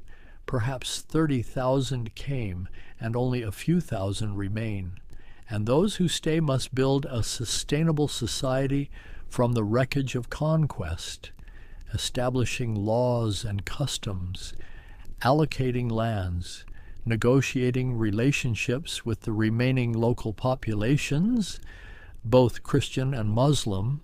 The kingdom of Jerusalem takes shape slowly, joined by the county of Edessa, established earlier, the principality of Antioch under Bohemond, and the county of Tripoli that Raymond of Toulouse will establish. And together these crusader states form a fragile chain of Latin Christian territories along the Levantine coast.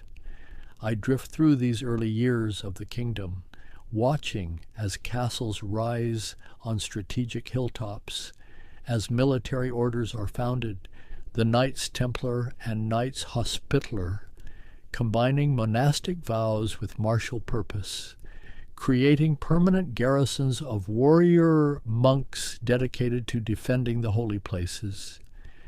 Trade routes are established, Italian city-states gaining commercial privileges in exchange for naval support, and the ports bustle with merchants and pilgrims, the latter now able to visit Jerusalem with relative safety, the stated goal of the entire movement finally realized, at least temporarily, The fragile Latin kingdoms cling to the coastline like barnacles to a ship, surviving through a combination of military strength, political maneuvering, and the fortunate divisions among their Muslim neighbors. And for several decades they persist, adapting to the landscape, learning the languages, adopting local customs even as they maintain their distinct identity.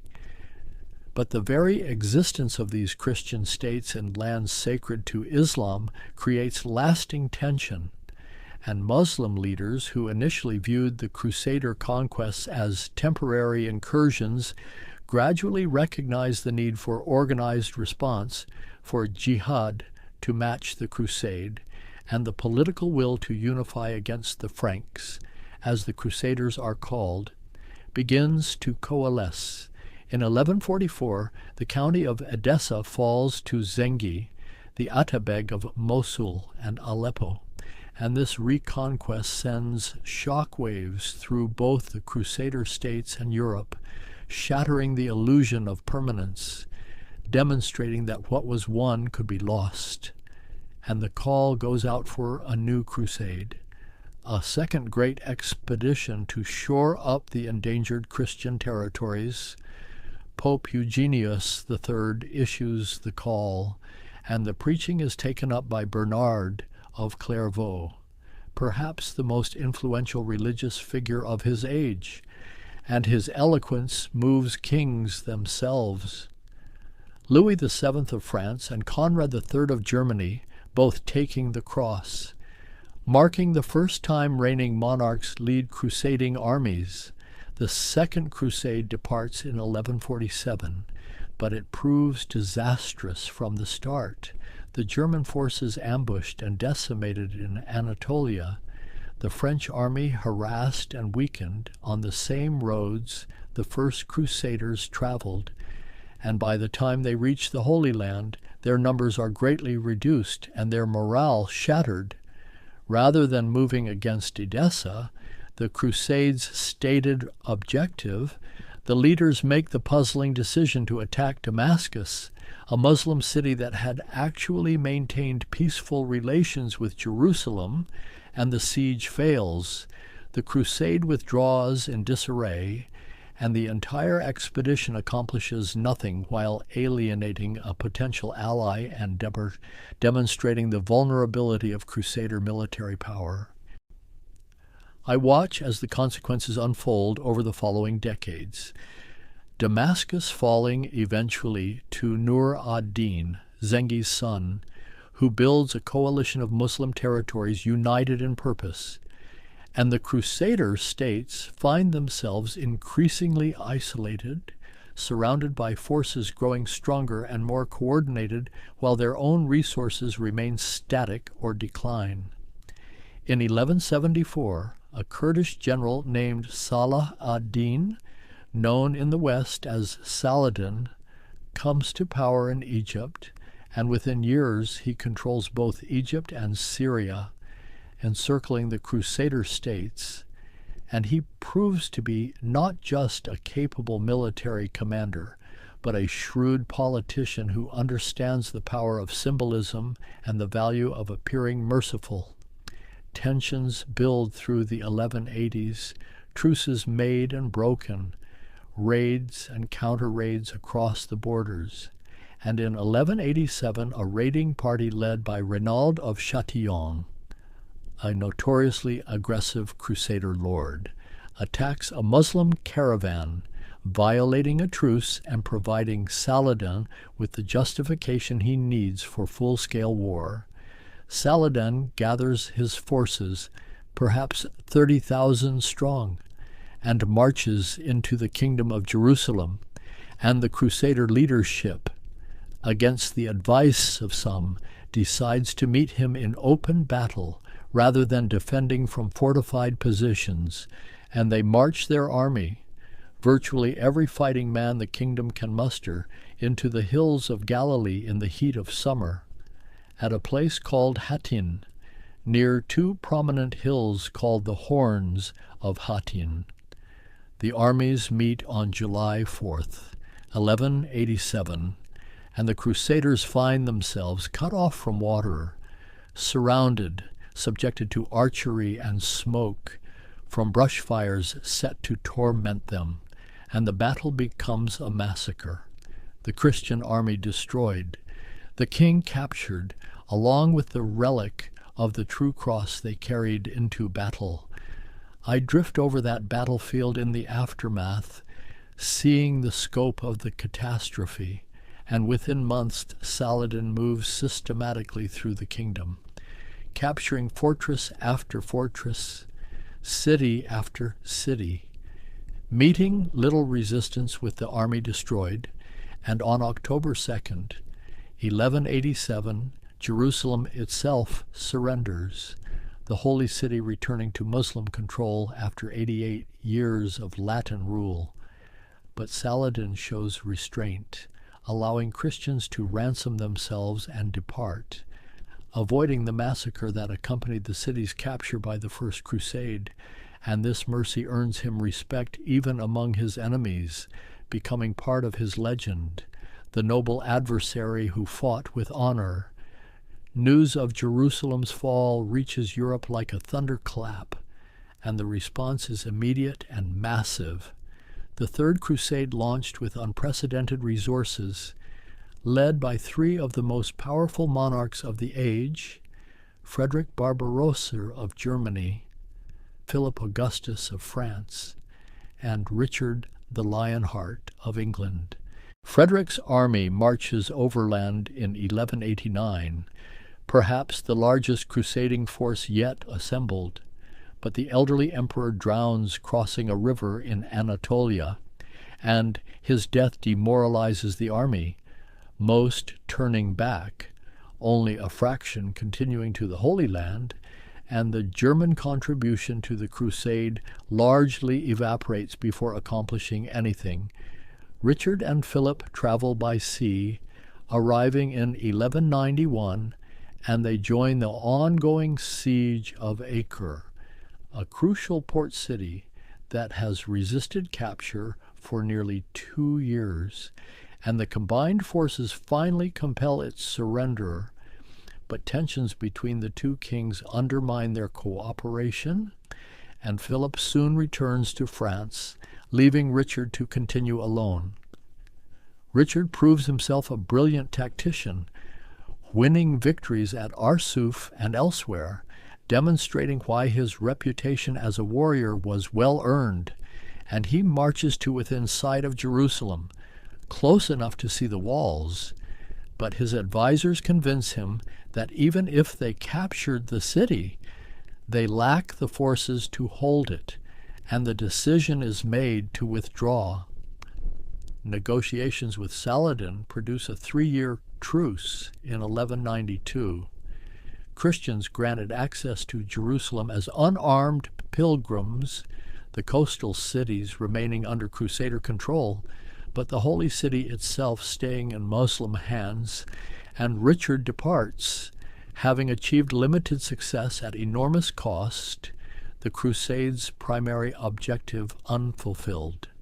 Saladin dies the following year, and his empire fragments among his heirs.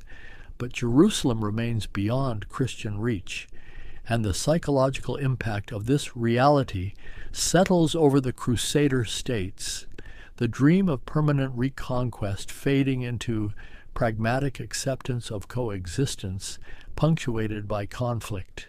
The Fourth Crusade in 1202 takes an even stranger turn.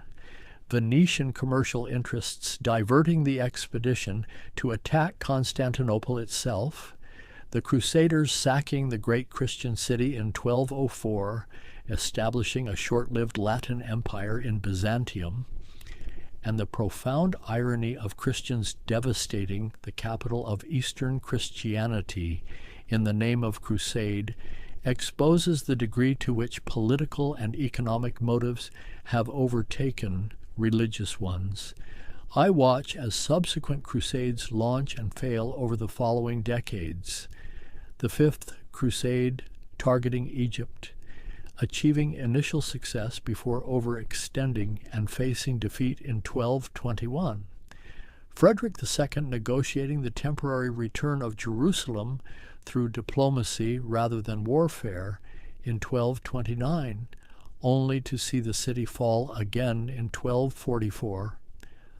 Louis IX of France, perhaps the last monarch to embody genuine crusading piety, leads expeditions to Egypt and Tunisia, both ending in failure, and he dies of disease in 1270, and with him perhaps dies the era when kings personally led crusades driven primarily by faith rather than politics.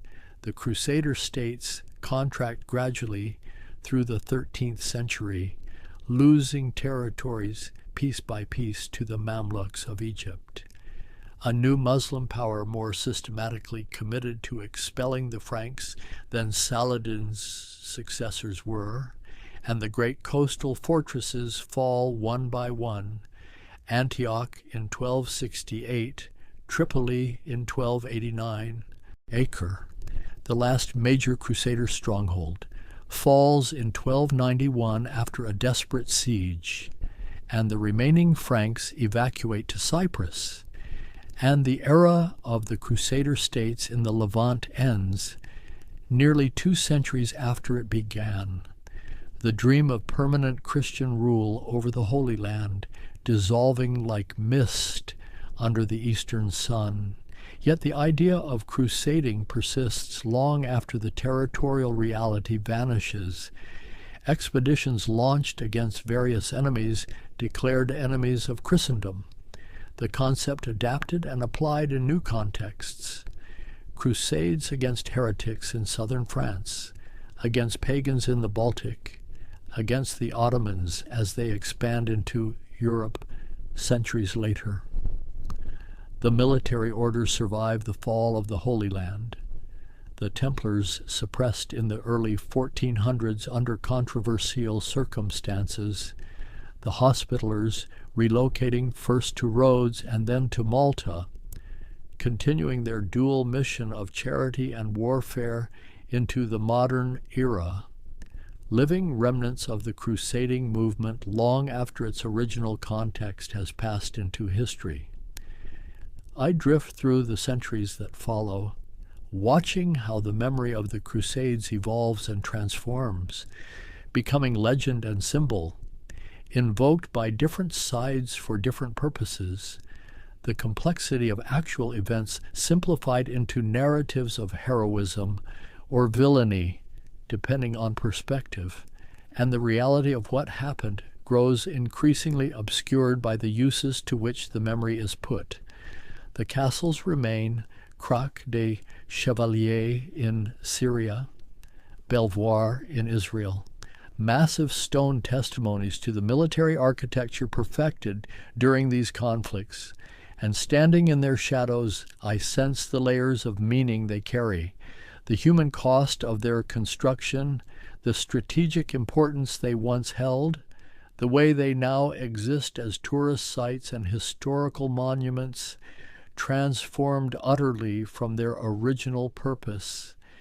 And I find myself contemplating the strange alchemy by which events become history, how the lived experience of thousands upon thousands of individuals, each with their own hopes and fears and reasons for being there, gets distilled into timelines and turning points, into lessons extracted and narratives constructed, and how much is lost in that necessary simplification.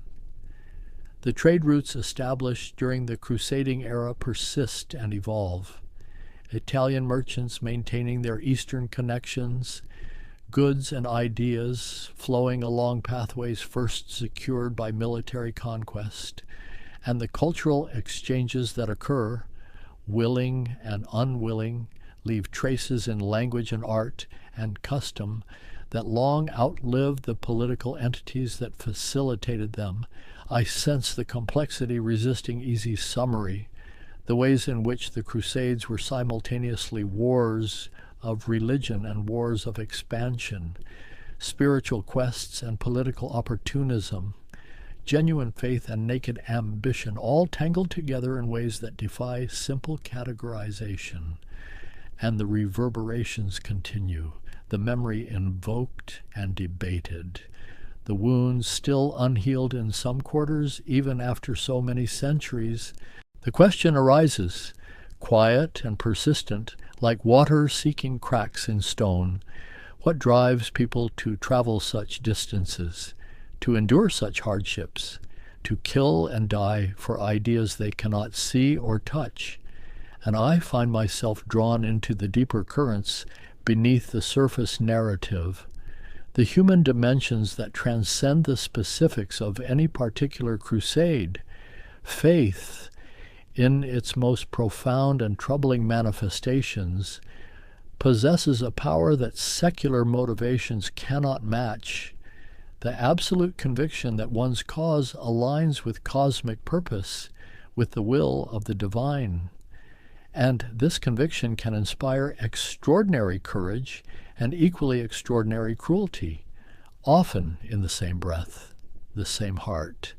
I watch pilgrims at prayer in makeshift camps, their faces illuminated by firelight, and the devotion is real, tangible as the ground beneath them.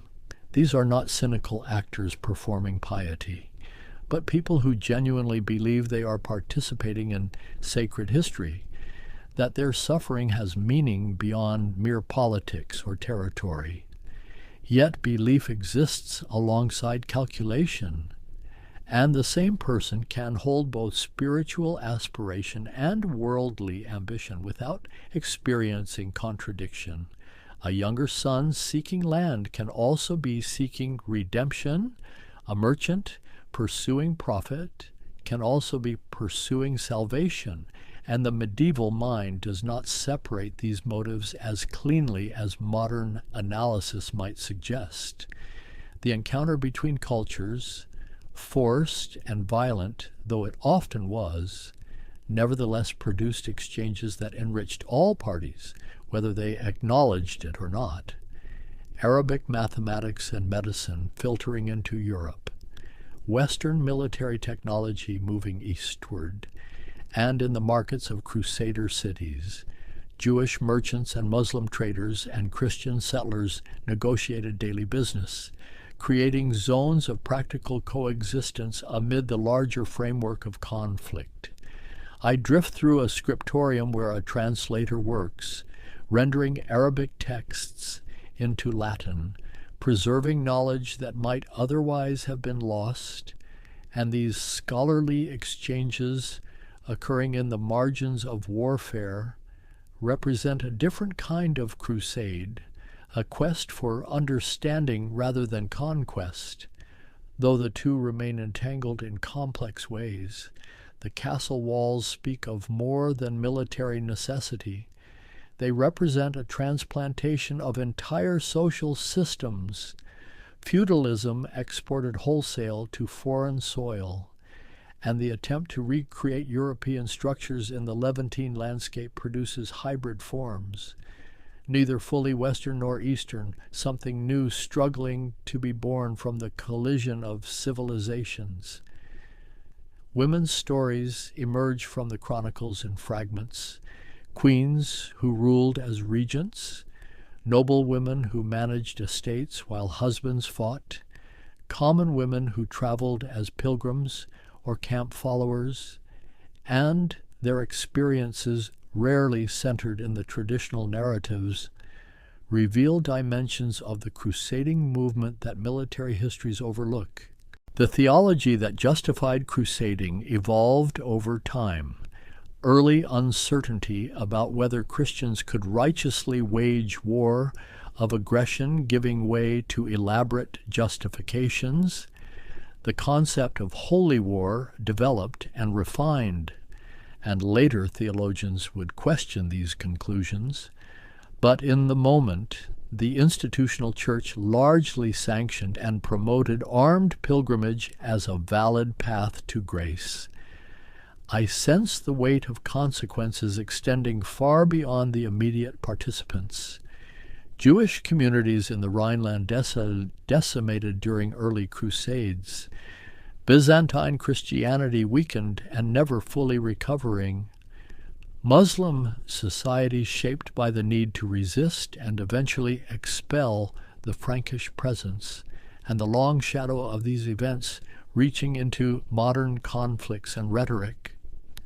The environmental impact rarely makes the histories, but forests felled for siege, engines, fields trampled by armies, irrigation systems damaged in warfare, wells poisoned, and cities burned all leave marks on the landscape that persist long after the soldiers depart, the earth itself bearing witness to what transpired.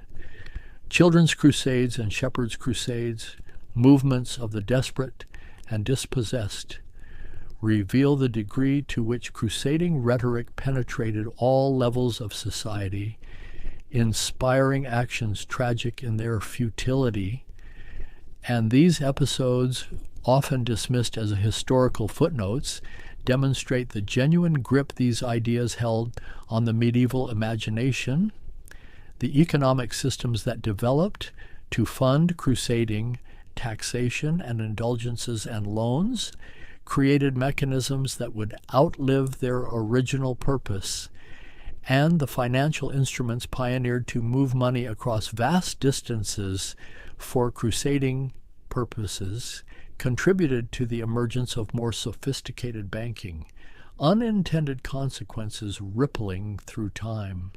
I watch a monk carefully copying a chronicle, recording events for posterity, and I recognize that much of what we know comes filtered through such scribes, their biases and assumptions and selective reporting shaping the historical record, and the voices of common soldiers, of Muslim civilians, of Eastern Christians caught between armies.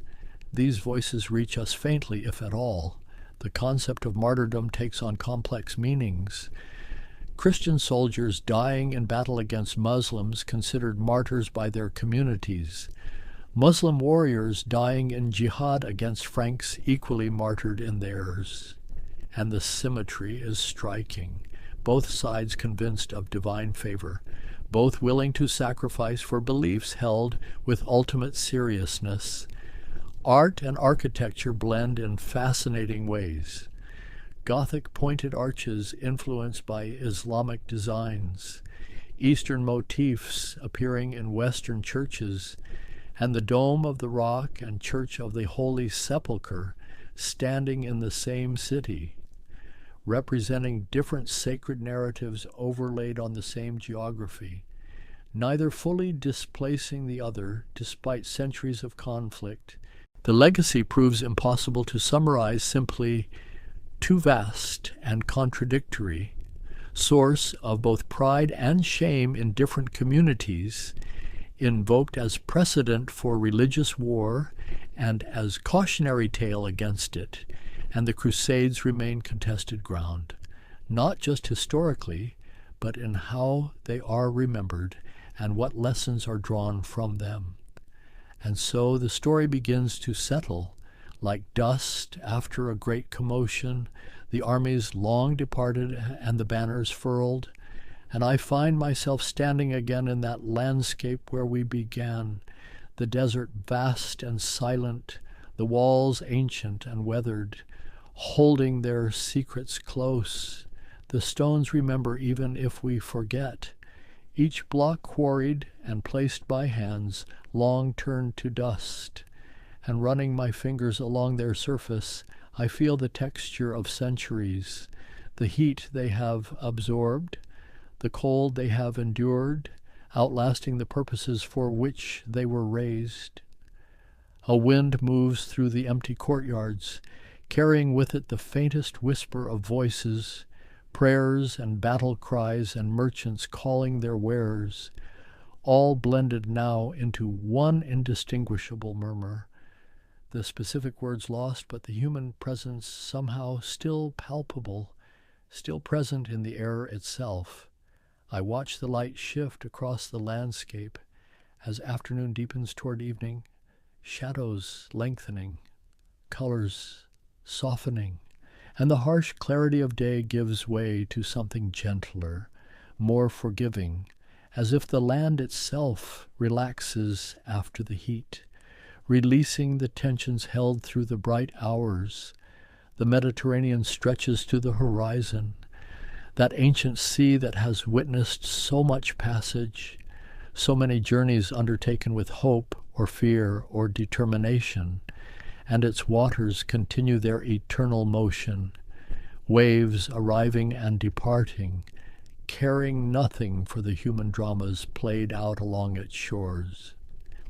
In the olive groves the trees persist, some perhaps standing since before the Crusades, certainly their descendants rooted in the same soil, and they bear fruit as they always have, indifferent to which hands tend them, which voices speak in their shade, offering their harvest to whoever cultivates them with care. I think about the pilgrims who still come to these lands, seeking connection with histories sacred to them, walking roads layered with meaning, and their journeys, peaceful now, echo those earlier pilgrims whose desire to walk these paths set so much in motion, though the context has transformed utterly.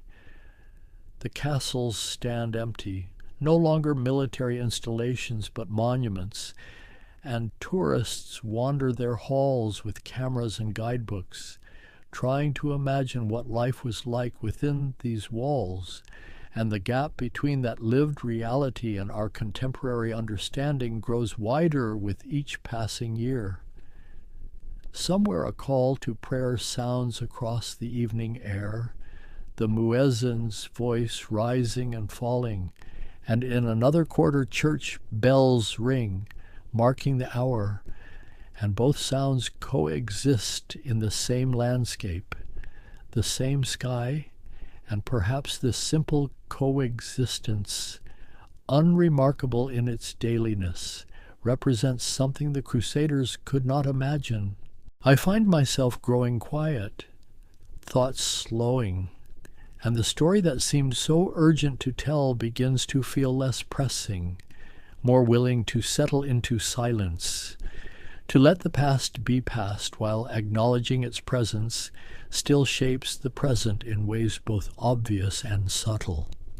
The sun drops toward the horizon, painting the sky in shades of amber and rose, and the ancient stones glow in this light as if lit from within, briefly radiant before the darkness comes. And I am reminded that beauty persists even in places scarred by violence, that the land heals even if memories do not. Night approaches, gentle and inevitable, and stars begin to appear, the same stars that shone on Crusader camps and Muslim armies, on pilgrims lost and found, on all the countless individuals whose names never made the chronicles but who were there nonetheless, living their lives as fully as any king or sultan. And I let the details begin to blur, the specific dates and names and battles fading into a more general impression of human striving and suffering, of faith and folly intermingled, of the long sweep of history moving through landscapes that endure, that witness and remember in their own silent way.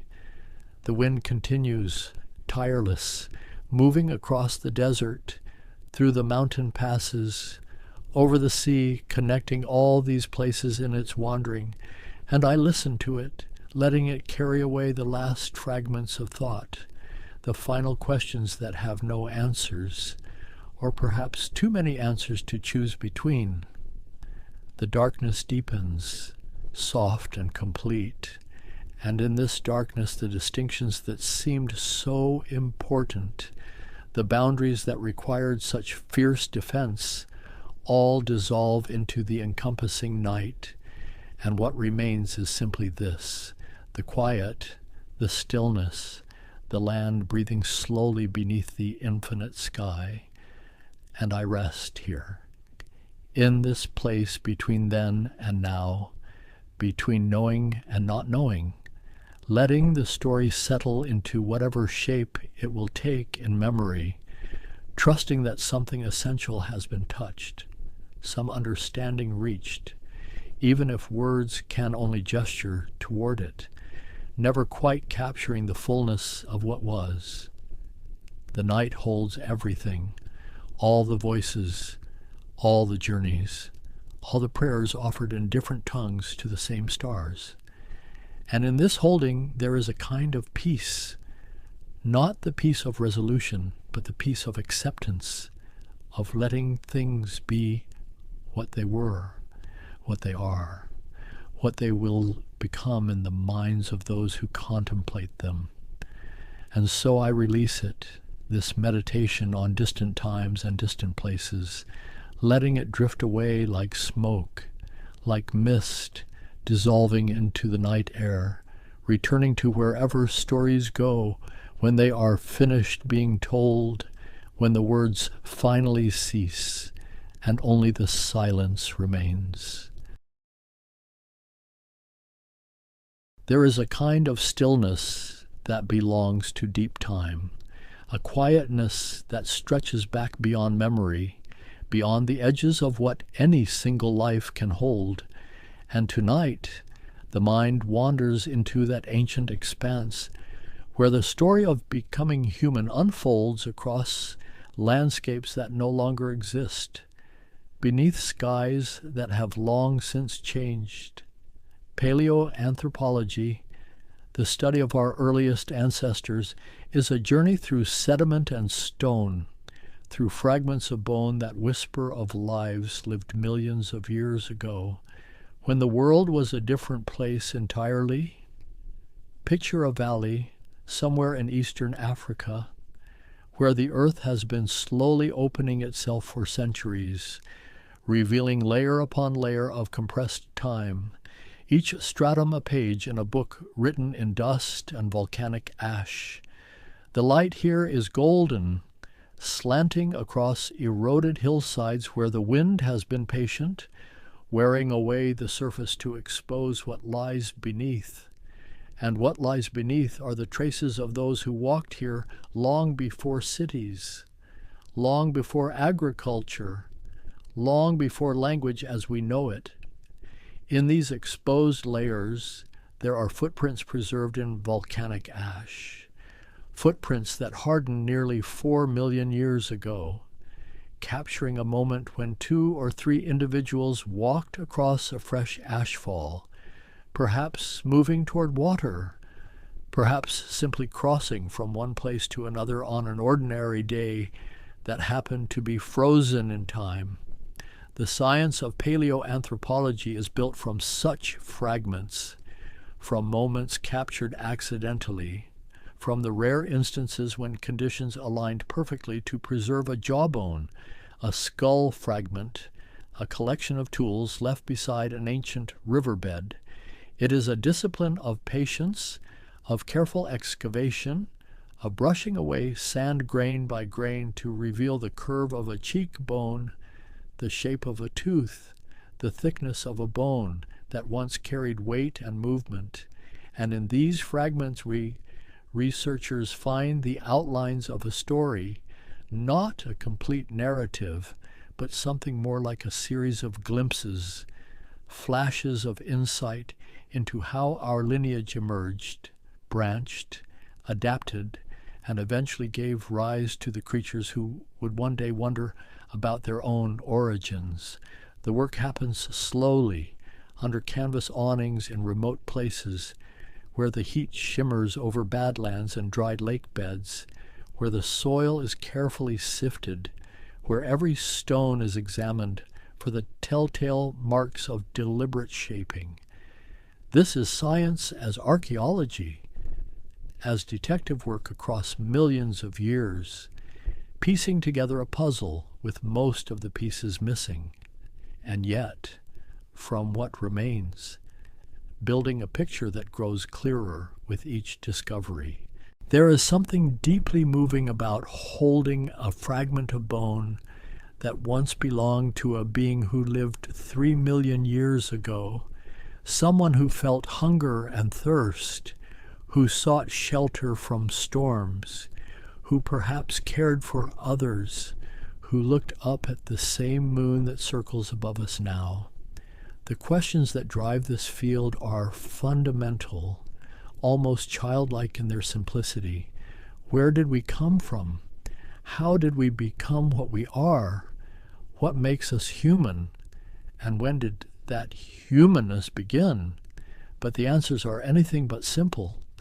They require traveling to remote corners of the world, to places where the earth's crust has been kind enough to preserve its secrets, to rift valleys and cave systems, to ancient lake margins and river deltas.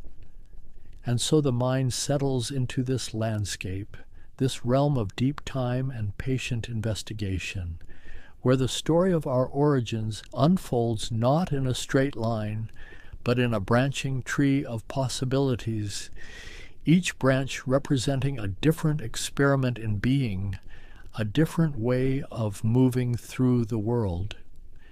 Tonight, we follow those branches back through the fossil record, through the careful accumulations of evidence, through the slow revelation of how creatures who were not yet human gradually became the ancestors of those who would someday look back and wonder. The journey begins here, in the golden light of an eroded valley, where the earth holds its secrets close and yields them only to those willing to search with patience and care.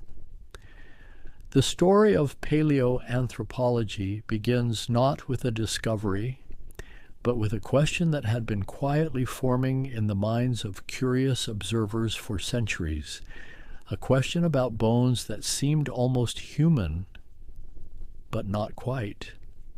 In the early decades of the 19th century, Europe was undergoing a transformation in how it understood the natural world.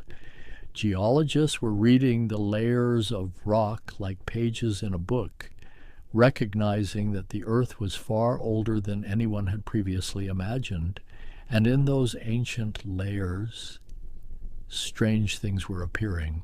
Quarry workers and miners would sometimes unearth massive bones, teeth the size of fists, skulls with unfamiliar proportions, and these finds would make their way to the cabinets of collectors and naturalists who struggled to make sense of them. Most curious of all were the bones that seemed to bridge a gap, femurs that looked human in shape, but ancient beyond measure, skulls that had the general architecture of human heads, but with features that spoke of something different, something older. The first significant moment came in 1856 in a limestone cave in the Neander Valley of Germany, where workers quarrying for stone broke through into a small grotto and found a skeleton. The bones were thick, robust, with a skull that had prominent brow, ridges arching over the eye sockets like a shelf, and a cranium that sloped back more sharply than a modern human skull. Yet the skeleton stood upright, walked on two legs, and had clearly been a thinking being. The specimen was examined by anatomists who debated its meaning.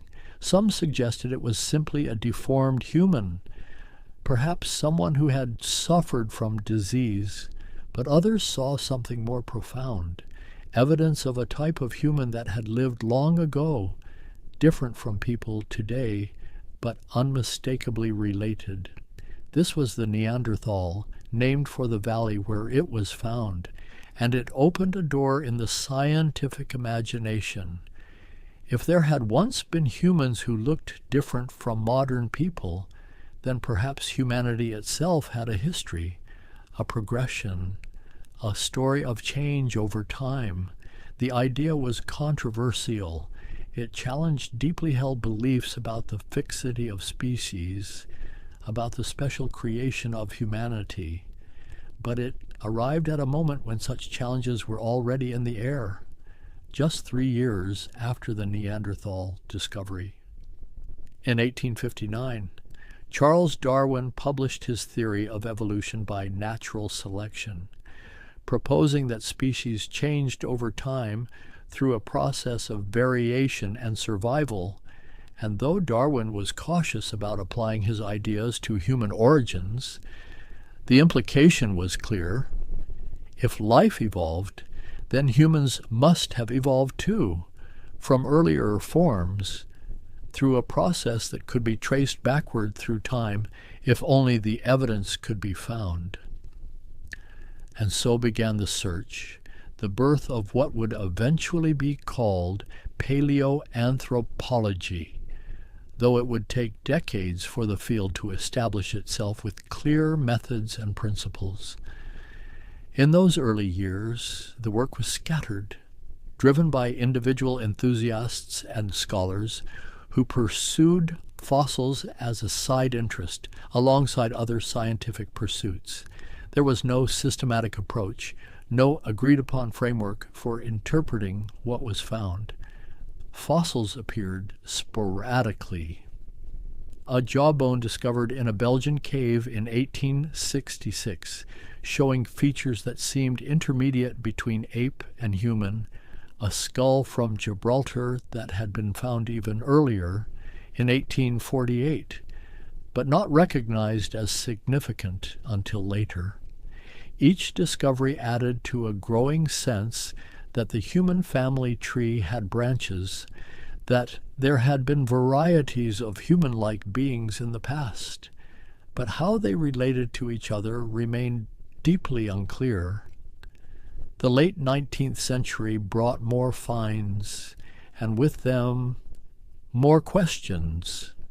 In 1891, a Dutch physician named Eugene Dubois traveled to the Dutch East Indies, specifically to search for evidence of human ancestors, believing that tropical Asia might hold the key to human origins.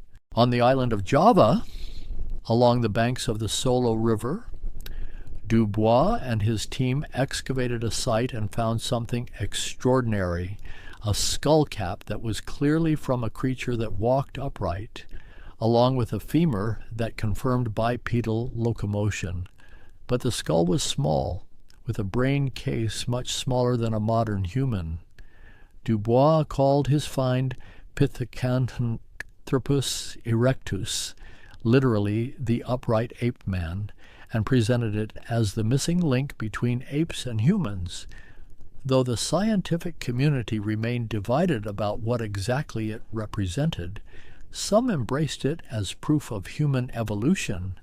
Others dismissed it as merely an extinct ape, and the debate highlighted a fundamental challenge that would persist for decades: how to interpret fragmentary remains, how to distinguish between normal variation within a species and evidence of a truly different kind of being. Meanwhile, the search was expanding geographically, moving beyond Europe and Asia. Researchers began to consider other continents, though Africa, which would eventually prove to be the cradle of human origins, was not yet seriously considered as a possibility. The early 20th century brought new tools and new perspectives: geology and stratigraphy. The study of rock layers became more sophisticated, allowing researchers to date finds more accurately by understanding the age of the deposits in which they were found. The concept of deep time was settling into scientific consciousness. The Earth was not thousands of years old, but millions, even billions, and this vast time scale meant that human evolution could have unfolded slowly over incomprehensible stretches of time. In 1908, in a gravel pit near Heidelberg, Germany, workers found a massive jawbone, thick and chinless, but with teeth that were distinctly human-like. It became known as Heidelberg Man, and added another piece to the puzzle, another type specimen that seemed to represent a stage in human development. But the field was still young, still finding its footing. There were no university departments dedicated to paleoanthropology, no established career paths for those who wanted to study human origins full-time. The work was done by medical doctors, anatomists, geologists, amateur fossil hunters, each contributing pieces to a picture that remained stubbornly incomplete. And then, in the 1920s, the focus began to shift toward Africa and toward a new kind of evidence that would transform the field entirely. The shift came through the work of anatomist Raymond Dart, working in South Africa, far from the established centers of European science. In 1924, Dart received a box of fossils from a limestone quarry at Taung, and among the rocks was a small skull, clearly young, perhaps a child, but with features that transfixed him. The skull had a face that projected forward less than an ape's, eye sockets positioned more forward-facing, and most remarkably, the foramen magnum. The hole where the spinal cord enters the skull was positioned underneath the skull rather than toward the back, indicating that this creature had walked upright. Dart named it Australopithecus africanus, the southern ape from Africa, and proposed that it represented an early ancestor of humans, a being that walked on two legs but still retained many ape-like features. The scientific establishment was skeptical. Britain and continental Europe were still considered the likely birthplaces of humanity. Africa was thought too remote, too primitive. The racist assumptions of the era clouded scientific judgment, making it difficult for many researchers to accept that humanity's roots might lie in Africa. But Dart's discovery planted a seed, and in the years that followed, more evidence began to emerge from African soil, suggesting that he might be right, that the continent dismissed by many held the deepest secrets of human origins.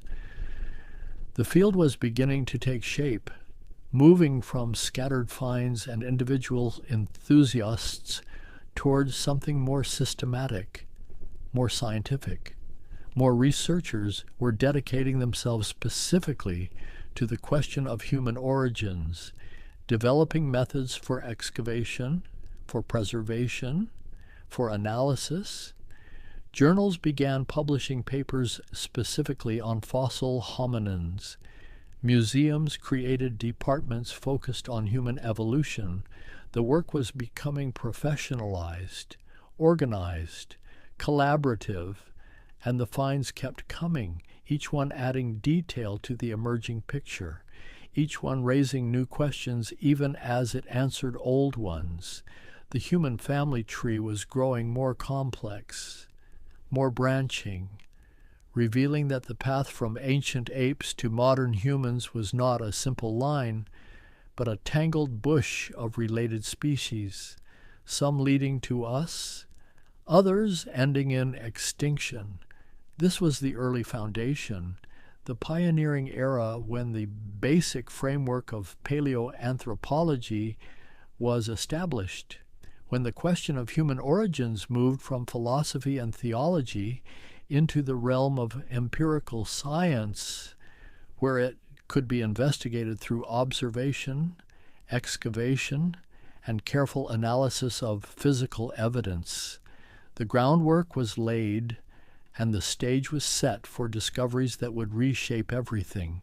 The landscape of paleoanthropology transformed most dramatically in the middle decades of the 20th century, when the field entered what might be called its golden age of discovery, a period when new sites were opened across East Africa, and the fossil record began to reveal itself with unprecedented richness. The 1930s and 40s saw continued work in South Africa, where more specimens of Australopithecus were being unearthed from limestone caves, each skull and jawbone adding detail to the portrait of these early upright walkers who lived between 2 and 3 million years ago. But it was in the 1950s and 60s that the field truly exploded, driven largely by the work of the Leakey family in East Africa, particularly in the dramatic landscapes of Olduvai Gorge in Tanzania. Louis and Mary Leakey began systematic excavations at Olduvai in the 1930s, drawn by reports of fossils and stone tools eroding out of the gorge walls. The site was extraordinary, Tospan, a deep canyon cut through ancient lake beds, exposing nearly 2 million years of sedimentary deposits in clear stratified layers. The work was painstaking. The Leakeys would spend months at a time living in camps near the gorge, crawling on hands and knees across the exposed surfaces, eyes scanning for the telltale color and texture of fossilized bone among the millions of rock fragments. Year after year they searched, finding fragments, pieces, tantalizing hints, but nothing complete, nothing that would provide a clear answer to the questions they were pursuing. Then, in 1959, Mary Leakey was walking along an erosion gully when she spotted a piece of bone protruding from the slope. She began carefully excavating around it, and as the sediment fell away, the bone revealed itself as part of a skull, remarkably well preserved, with massive teeth and a distinctive crest running along the top of the cranium. The skull was approximately 1.75 million years old, dated by the volcanic ash layers above and below it, and it represented a species they named Zinjanthropus, though it would later be reclassified as Australopithecus boisei, a robust early hominin with enormous grinding teeth, adapted for processing tough plant materials. The discovery electrified the scientific community. Here was clear evidence that East Africa had been home to ancient human relatives, and the geological context at Olduvai meant the age could be determined with far greater precision than at most South African cave sites. More importantly, the find attracted funding, support from National Geographic and other institutions that allowed the Leakeys to expand their work, to bring in more researchers, to excavate more systematically, and the discoveries accelerated. Within a few years, the Leakeys had found remains of another species at Olduvai, this one more gracile, more delicate in build, with a larger brain case relative to body size. They called it Homo habilis, handyman, because it was found in association with stone tools.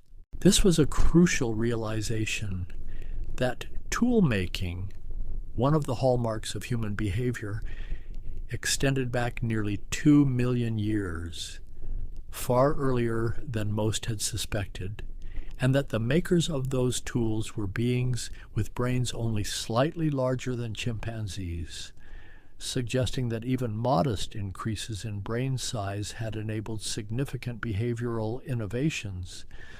The work at Olduvai established a template that would be followed at sites across East Africa: systematic survey, careful excavation, meticulous recording of the exact position of every find, analysis of the surrounding sediments to understand the ancient environment.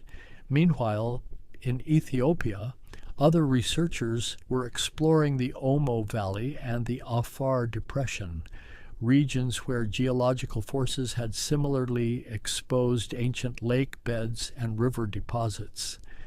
The Afar region proved particularly rich. In the early 1970s, an international team working in the Hadar area began finding hominin fossils in remarkable abundance, scattered across the eroding badlands. The site had once been a lake margin where streams brought sediment down from the highlands, and along these ancient waterways, early hominins had lived and died, their bones occasionally buried in just the right conditions to fossilize. In November of 1974, paleoanthropologist Donald Jokaus Johansen was surveying a gully when he spotted a fragment of arm bone lying on the surface. Nearby was part of a skull and then a piece of leg bone.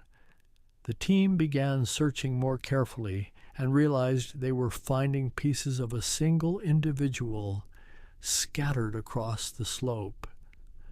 Over the following weeks, they recovered nearly 40% of a complete skeleton, an extraordinary find given that most hominin fossils consist of isolated teeth or bone fragments. This skeleton, designated AL288-1 but nicknamed Lucy, became one of the most famous fossil discoveries in history.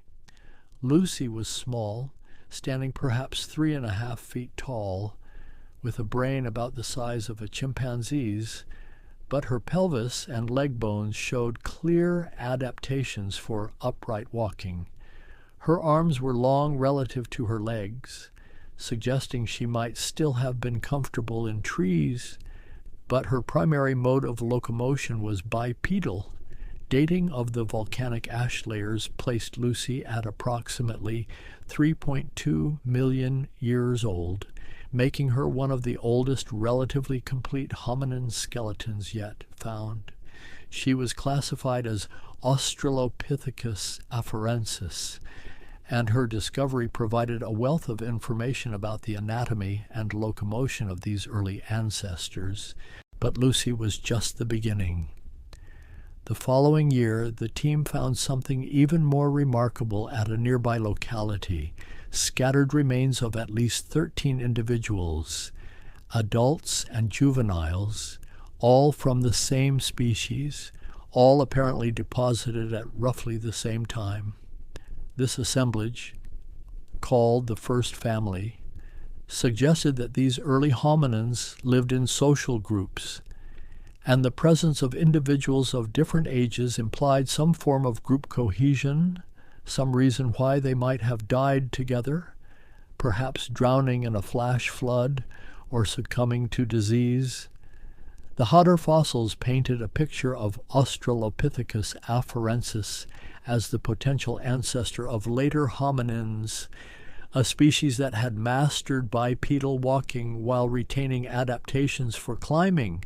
Living in the woodlands and grasslands of East Africa during a period when the climate was becoming drier, when forests were fragmenting into mosaics of trees and open country. As the 1970s gave way to the 80s, new sites continued to open.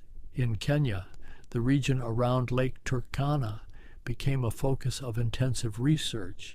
The lake's ancient shorelines had preserved a rich fossil record, and teams led by Richard Leakey, son of Louis and Mary, began finding spectacular specimens. The Turkana Basin produced skulls, partial skeletons, isolated bones spanning a vast time range, from over 4 million years ago to less than 200,000 years ago, providing a nearly continuous record of hominin evolution in one region.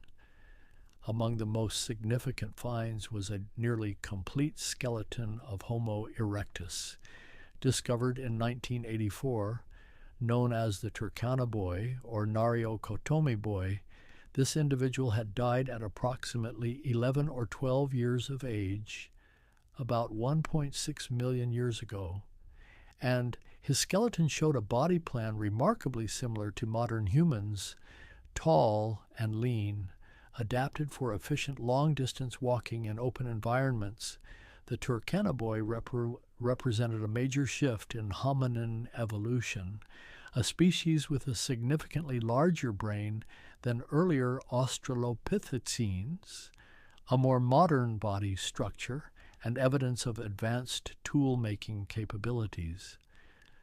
The sophisticated stone tools found in association with Homo erectus suggested planning foresight, perhaps even the rudiments of language.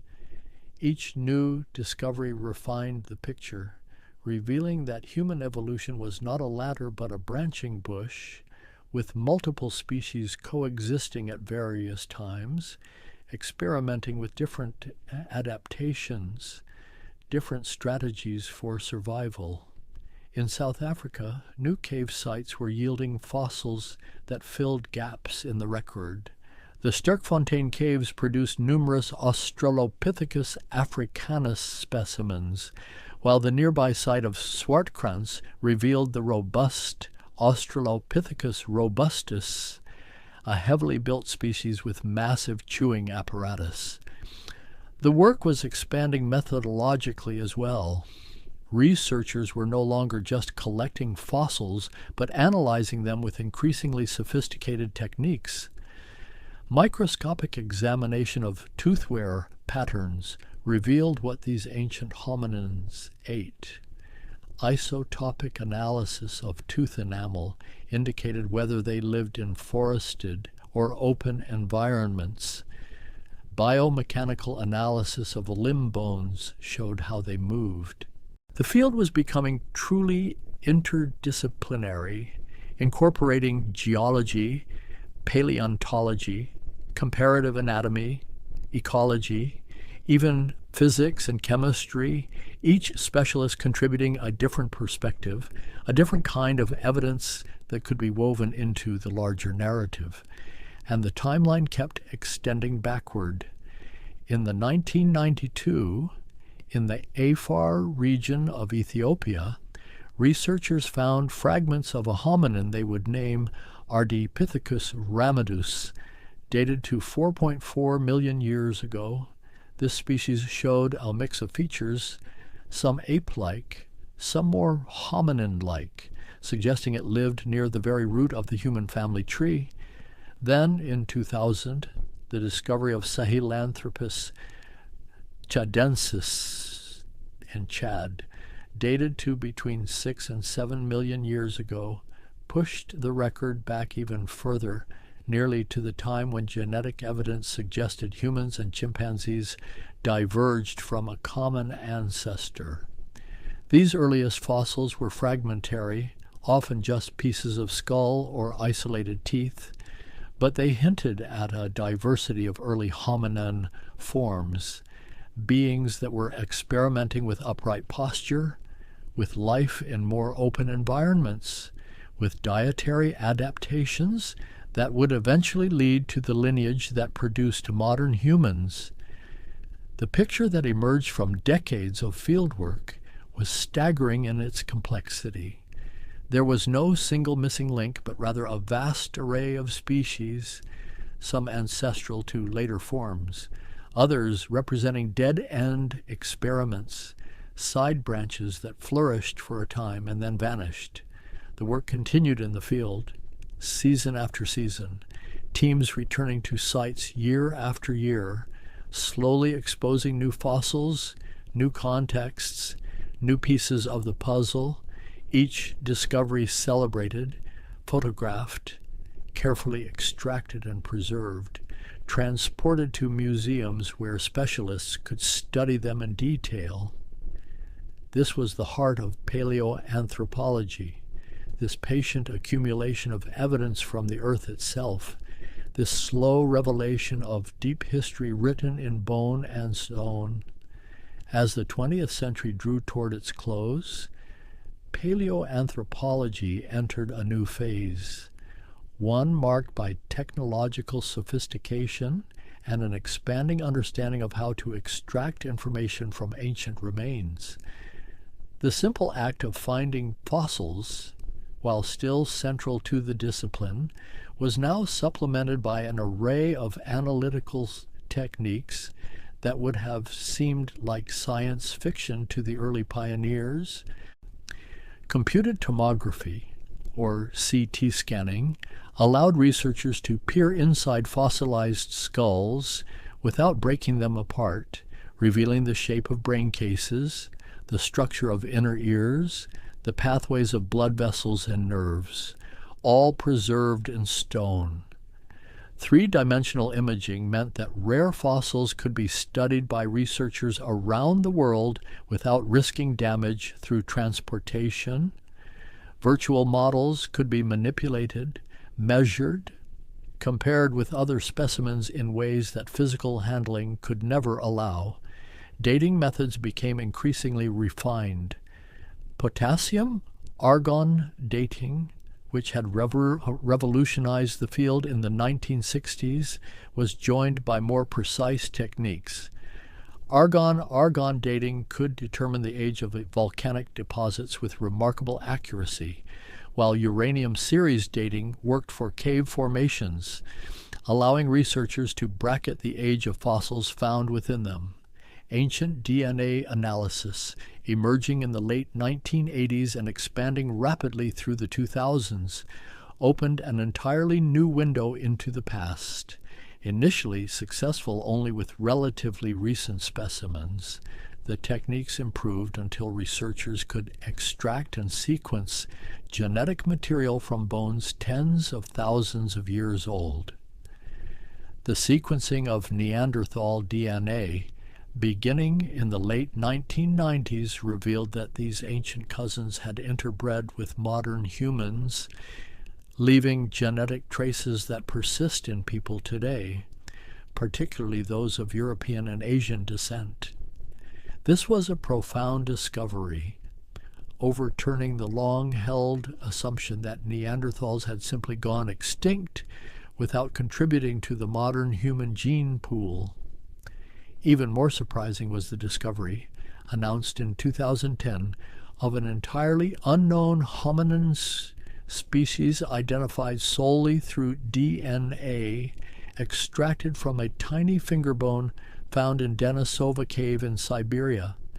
The Denisovans, as they came to be called, were genetically distinct from both Neanderthals and modern humans, and they too had interbred with our ancestors, leaving genetic signatures especially prevalent in modern Melanesian and Australian Aboriginal populations. These genetic findings transformed how researchers thought about human evolution. The story was not one of sequential replacement, with each new species driving the previous one to extinction, but rather one of coexistence, interaction, even hybridization between different hominin lineages. The field sites multiplied, expanding beyond the traditional strongholds in Africa. Discoveries in Georgia, at the site of Dmanisi, revealed that hominins had dispersed out of Africa far earlier than previously thought, nearly 1.8 million years ago, and that these early emigrants were more primitive in their anatomy than expected, suggesting that you didn't need a large brain or sophisticated tools to colonize new continents. In Indonesia, the discovery of Homo floresiensis on the island of Flores in 2003 presented another surprise. This diminutive hominin, standing only about 3.5 feet tall, with a brain the size of a chimpanzee's, had survived until as recently as 50,000 years ago, living in isolation on an island where evolutionary pressures had driven its body size downward, a phenomenon known as insular dwarfism. South Africa continued to yield treasures. In 2008, the exploration of the Rising Star Cave system led to the discovery of an extraordinary assemblage. Thousands of hominin bones from at least 15 individuals, all belonging to a previously unknown species named Homo naledi. The bones were found in a deep chamber accessible only through narrow passages, raising fascinating questions about how they got there. Some researchers suggested deliberate disposal of bodies, a behavior previously thought to be unique to more recent humans, though dating the remains proved challenging and controversial. China and Southeast Asia revealed their own chapters of the story, with evidence of multiple hominin species occupying the region at different times. Homo erectus had persisted in Java until relatively recently, while other species, some known only from fragmentary remains, suggested a complex picture of migration and adaptation across Asia. The analytical focus expanded beyond the bones themselves to the environments in which they were found. Paleoecologists reconstructed ancient landscapes by studying fossilized pollen, seeds, and animal bones found alongside hominin remains. This environmental context was crucial, revealing how climate change, shifts in vegetation, and the availability of resources shaped human evolution. The study of stone tools became increasingly sophisticated. Experimental archaeologists replicated ancient tool-making techniques, learning what skills and knowledge were required to create different tool types. Microscopic analysis of wear patterns on stone tools revealed what they had been used for: cutting meat, scraping hides, processing plant materials, each activity leaving distinctive traces. Some sites preserved not just tools, but evidence of how they were made. Concentrations of stone flakes showed where ancient hominins sat to nap stone, creating mental maps of their working areas. And at some sites, researchers found evidence of selective transport of raw materials over considerable distances, suggesting planning and foresight that pushed back the origins of complex cognition. The question of when language emerged became a focus of intense investigation.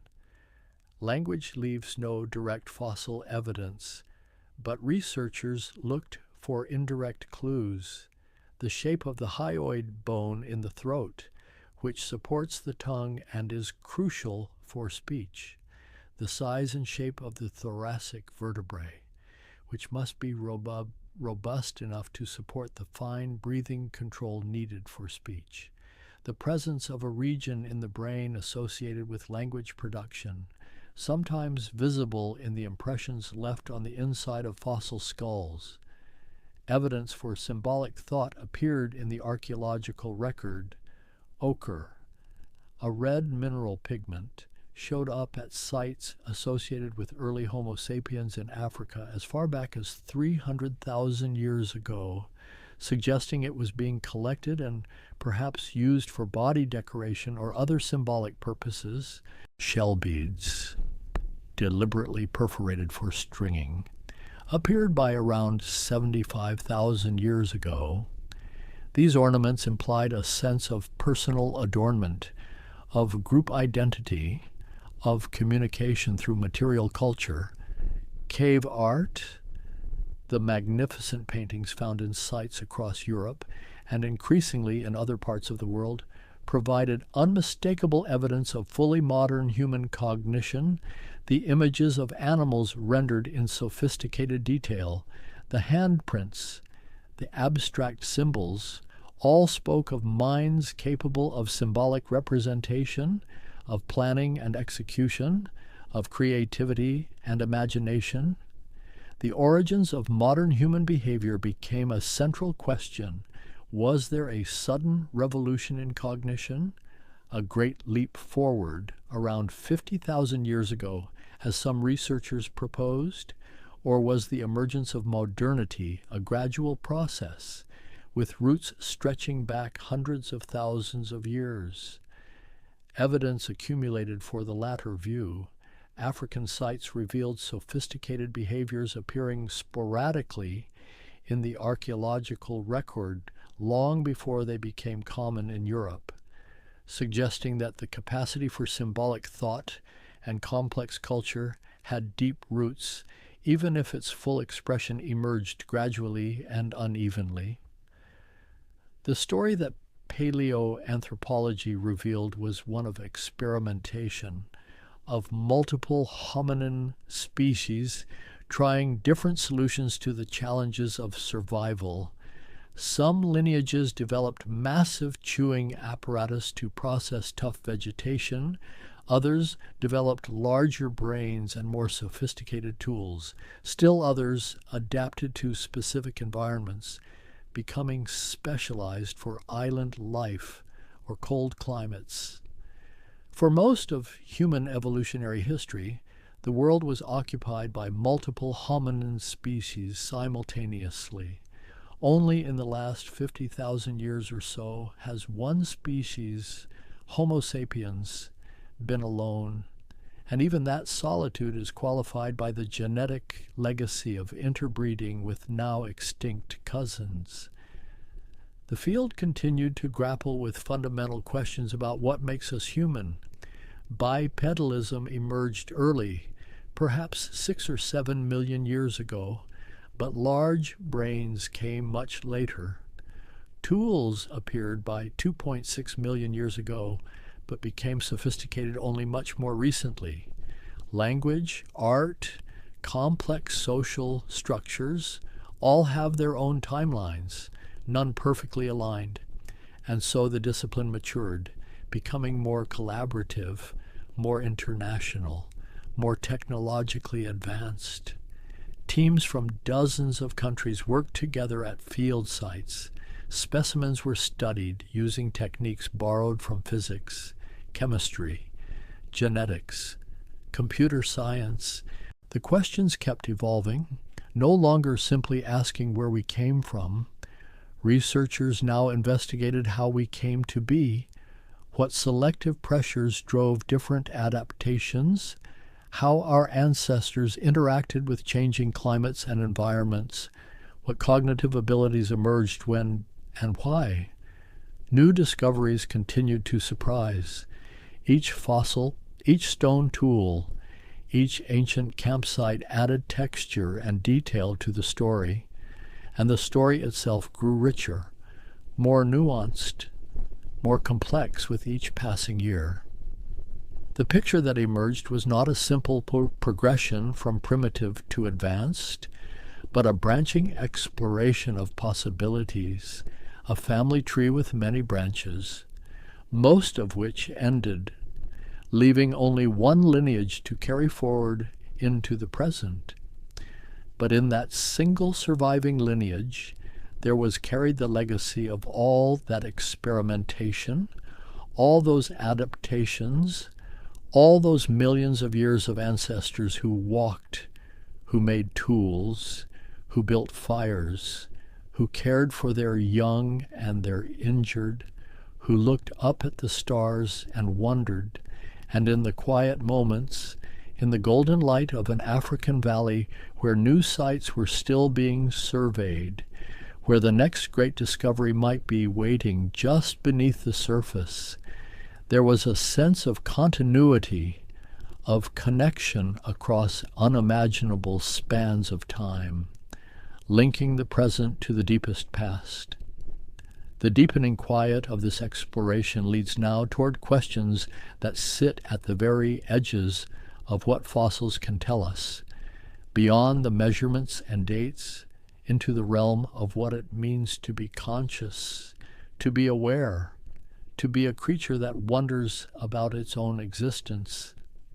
Paleoanthropology deals in fragments, in pieces of bone and chipped stone, but these fragments point towards something profound.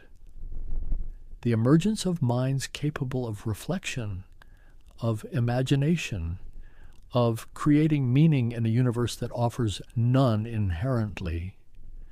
Consider the burial of the dead, a practice that appears in the archaeological record with Neanderthals and early Homo sapiens. The deliberate placement of bodies in graves, sometimes with objects, sometimes with flowers whose pollen remains in the soil, suggests something more than disposal, something that hints at concepts of an afterlife, or at minimum, a recognition that the dead had once been like the living, deserving of care, even after breath had ceased. This is the threshold where archaeology touches philosophy, where the hard evidence of bones and stones begins to whisper of inner lives, of beliefs and fears, of the profound questions that may have troubled minds around ancient fires. The creation of art pushes this even further. The cave paintings of Lascaux and Chauvet and Altamira, rendered with such skill and care, speak of more than simple documentation. They suggest ritual, meaning, perhaps even a spiritual dimension to how these people understood the animals they hunted and the world they inhabited. And the paintings are not mere representations.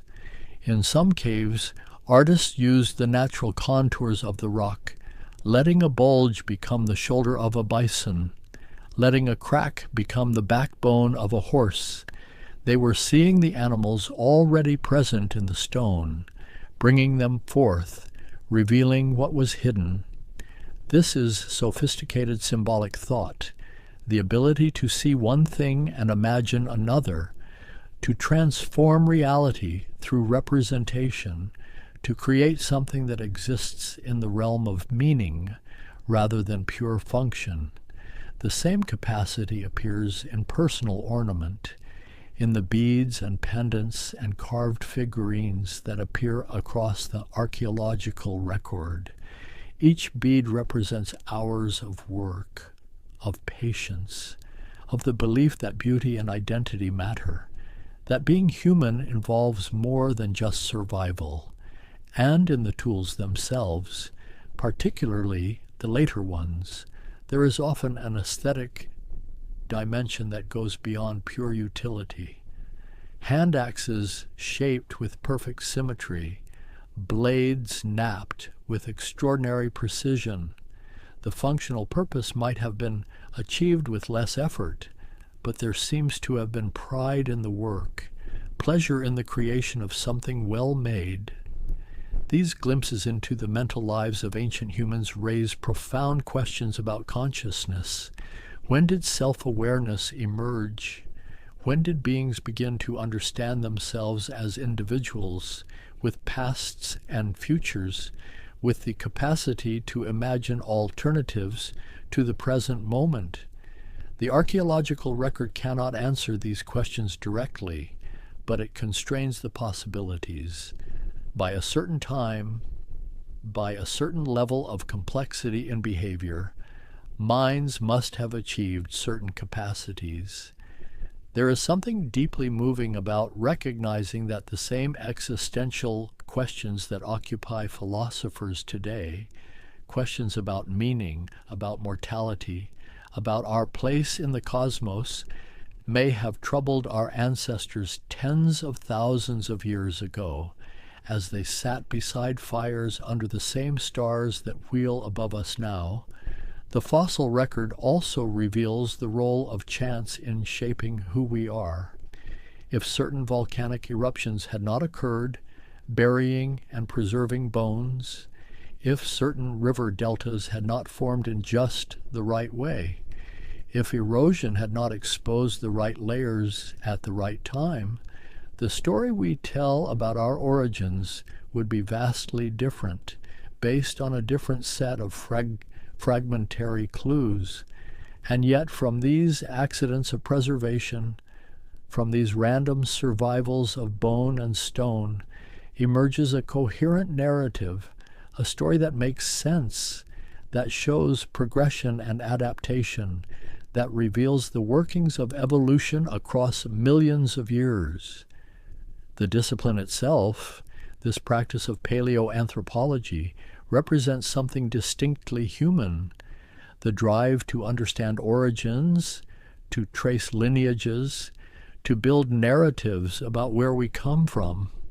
No other species, as far as we know, wonders about its evolutionary history, thinks about the deep past, constructs theories about how it came to be.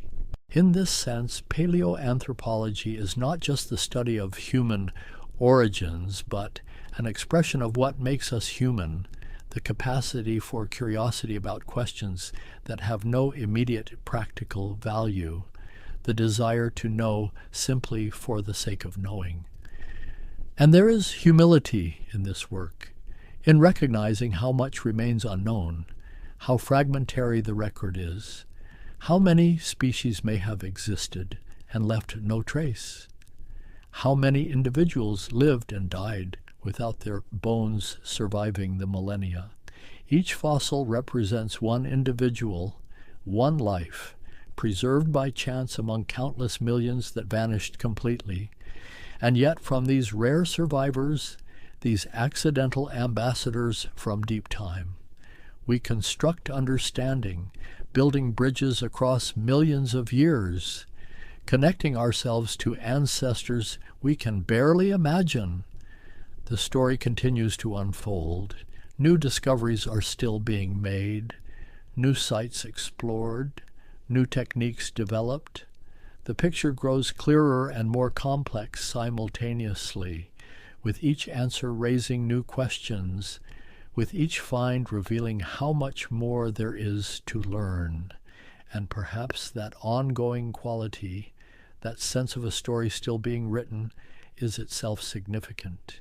It means we are participants in the narrative, not just studying the past, but actively engaged in revealing it, in making sense of it, in bringing it into the present, where it can inform how we understand ourselves. The mind returns now, drifting back from those ancient valleys, from the careful excavations and the patient analysis, from the deep time that stretches back beyond the horizon of individual comprehension. The fossils remain where they are. We're in museum collections, in laboratory storage, silent witnesses to lives lived millions of years ago, waiting for researchers who will continue to study them, to measure them, to extract from them whatever secrets they still hold. And in the field, the work continues. Teams still walk the eroded badlands of East Africa, still scan the ground for the telltale color of fossilized bone, still mark GPS coordinates and photograph contexts, and carefully excavate finds that might reshape understanding. The ancient lake beds and river valleys hold more stories, more bones, more tools, more evidence waiting to be revealed by wind and rain, and the patient processes of erosion that bring the past to the surface. There is no final chapter to this story, no ultimate discovery that will answer every question and close the book. The nature of the evidence, fragmentary and incomplete, ensures that there will always be gaps, always be uncertainties, always be room for new interpretations. And yet, what has been learned is substantial, profound. The outline of human origins is clear. The progression from small-brained bipedal apes to large-brained tool makers to fully modern humans with symbolic culture is well documented, even if many details remain contested. We know now that the human lineage extends back millions of years, that we share the world with no other hominin species only because of relatively recent extinctions, that our bodies and minds were shaped by the same evolutionary forces that shaped all life on Earth. We know that Africa was the cradle of humanity, that our ancestors emerged there and spread across the globe, adapting to new environments, new challenges, new opportunities. We know that we carry within us, in our bodies and our genes, the legacy of that long journey, adaptations for walking, for throwing, for endurance running, for digesting cooked food, for resisting certain diseases, all written into our biology by millions of years of natural selection. And we know that we are connected through unbroken lineages of descent to every human who has ever lived, and beyond that, to every hominin species, and beyond that, to every primate, every mammal, every vertebrate, back to the very origin of life itself. This knowledge sits quietly in the background of existence, not often thought about, but fundamental to how we understand ourselves and our place in nature. The story told by paleoanthropology is ultimately one of continuity, of connection across time, of the patient accumulation of small changes that eventually produce profound transformations. It is a story that unfolds slowly, written in stone and bone, in the layers of sediment that preserve rare moments from the vast sweep of time, in the careful observations and deductions of researchers who dedicate their lives to reading that ancient text. And as the mind settles, drifting toward quieter thoughts, there is a sense of wonder at the improbability of it all, that the earth preserved these traces, that humans developed the curiosity and tools to find them, that from such fragmentary evidence a coherent story could emerge. The ancient ancestors walk now only in imagination, but they walked once in flesh, under real skies, across real landscapes, feeling hunger and thirst, seeking shelter and companionship, surviving, persisting, passing on their genes until eventually, after countless generations, the lineage arrived at us. And in that arrival is carried everything that came before, every adaptation, every survival, every chance mutation that proved beneficial. The past is not separate from the present but folded into it, invisible but essential, like the deep roots of a tree that remain hidden while supporting everything above. The golden light still slants across eroded valleys in Africa. Somewhere tonight, perhaps fossils are weathering out of ancient deposits, waiting for someone to find them, to recognize them, to bring them carefully into the present, where they can tell their stories. The work continues, as it will continue season after season, discovery after discovery, each one adding texture and detail to the great narrative of origins, and the mind, having wandered so far back into such depths of time, begins now to settle, to grow quiet, to let the images fade like the light fading from a distant valley, leaving only the gentle awareness that we are part of something vast, something ancient, something that extends far beyond the boundaries of individual existence. The story holds, even as the telling of it fades. The ancestors rest in stone and in memory, and in the unbroken chain of descent that connects them to this moment, to this breath, to this fading thought. All is quiet now, in the deep time, in the patient earth, in the gentle settling of awareness. All is still.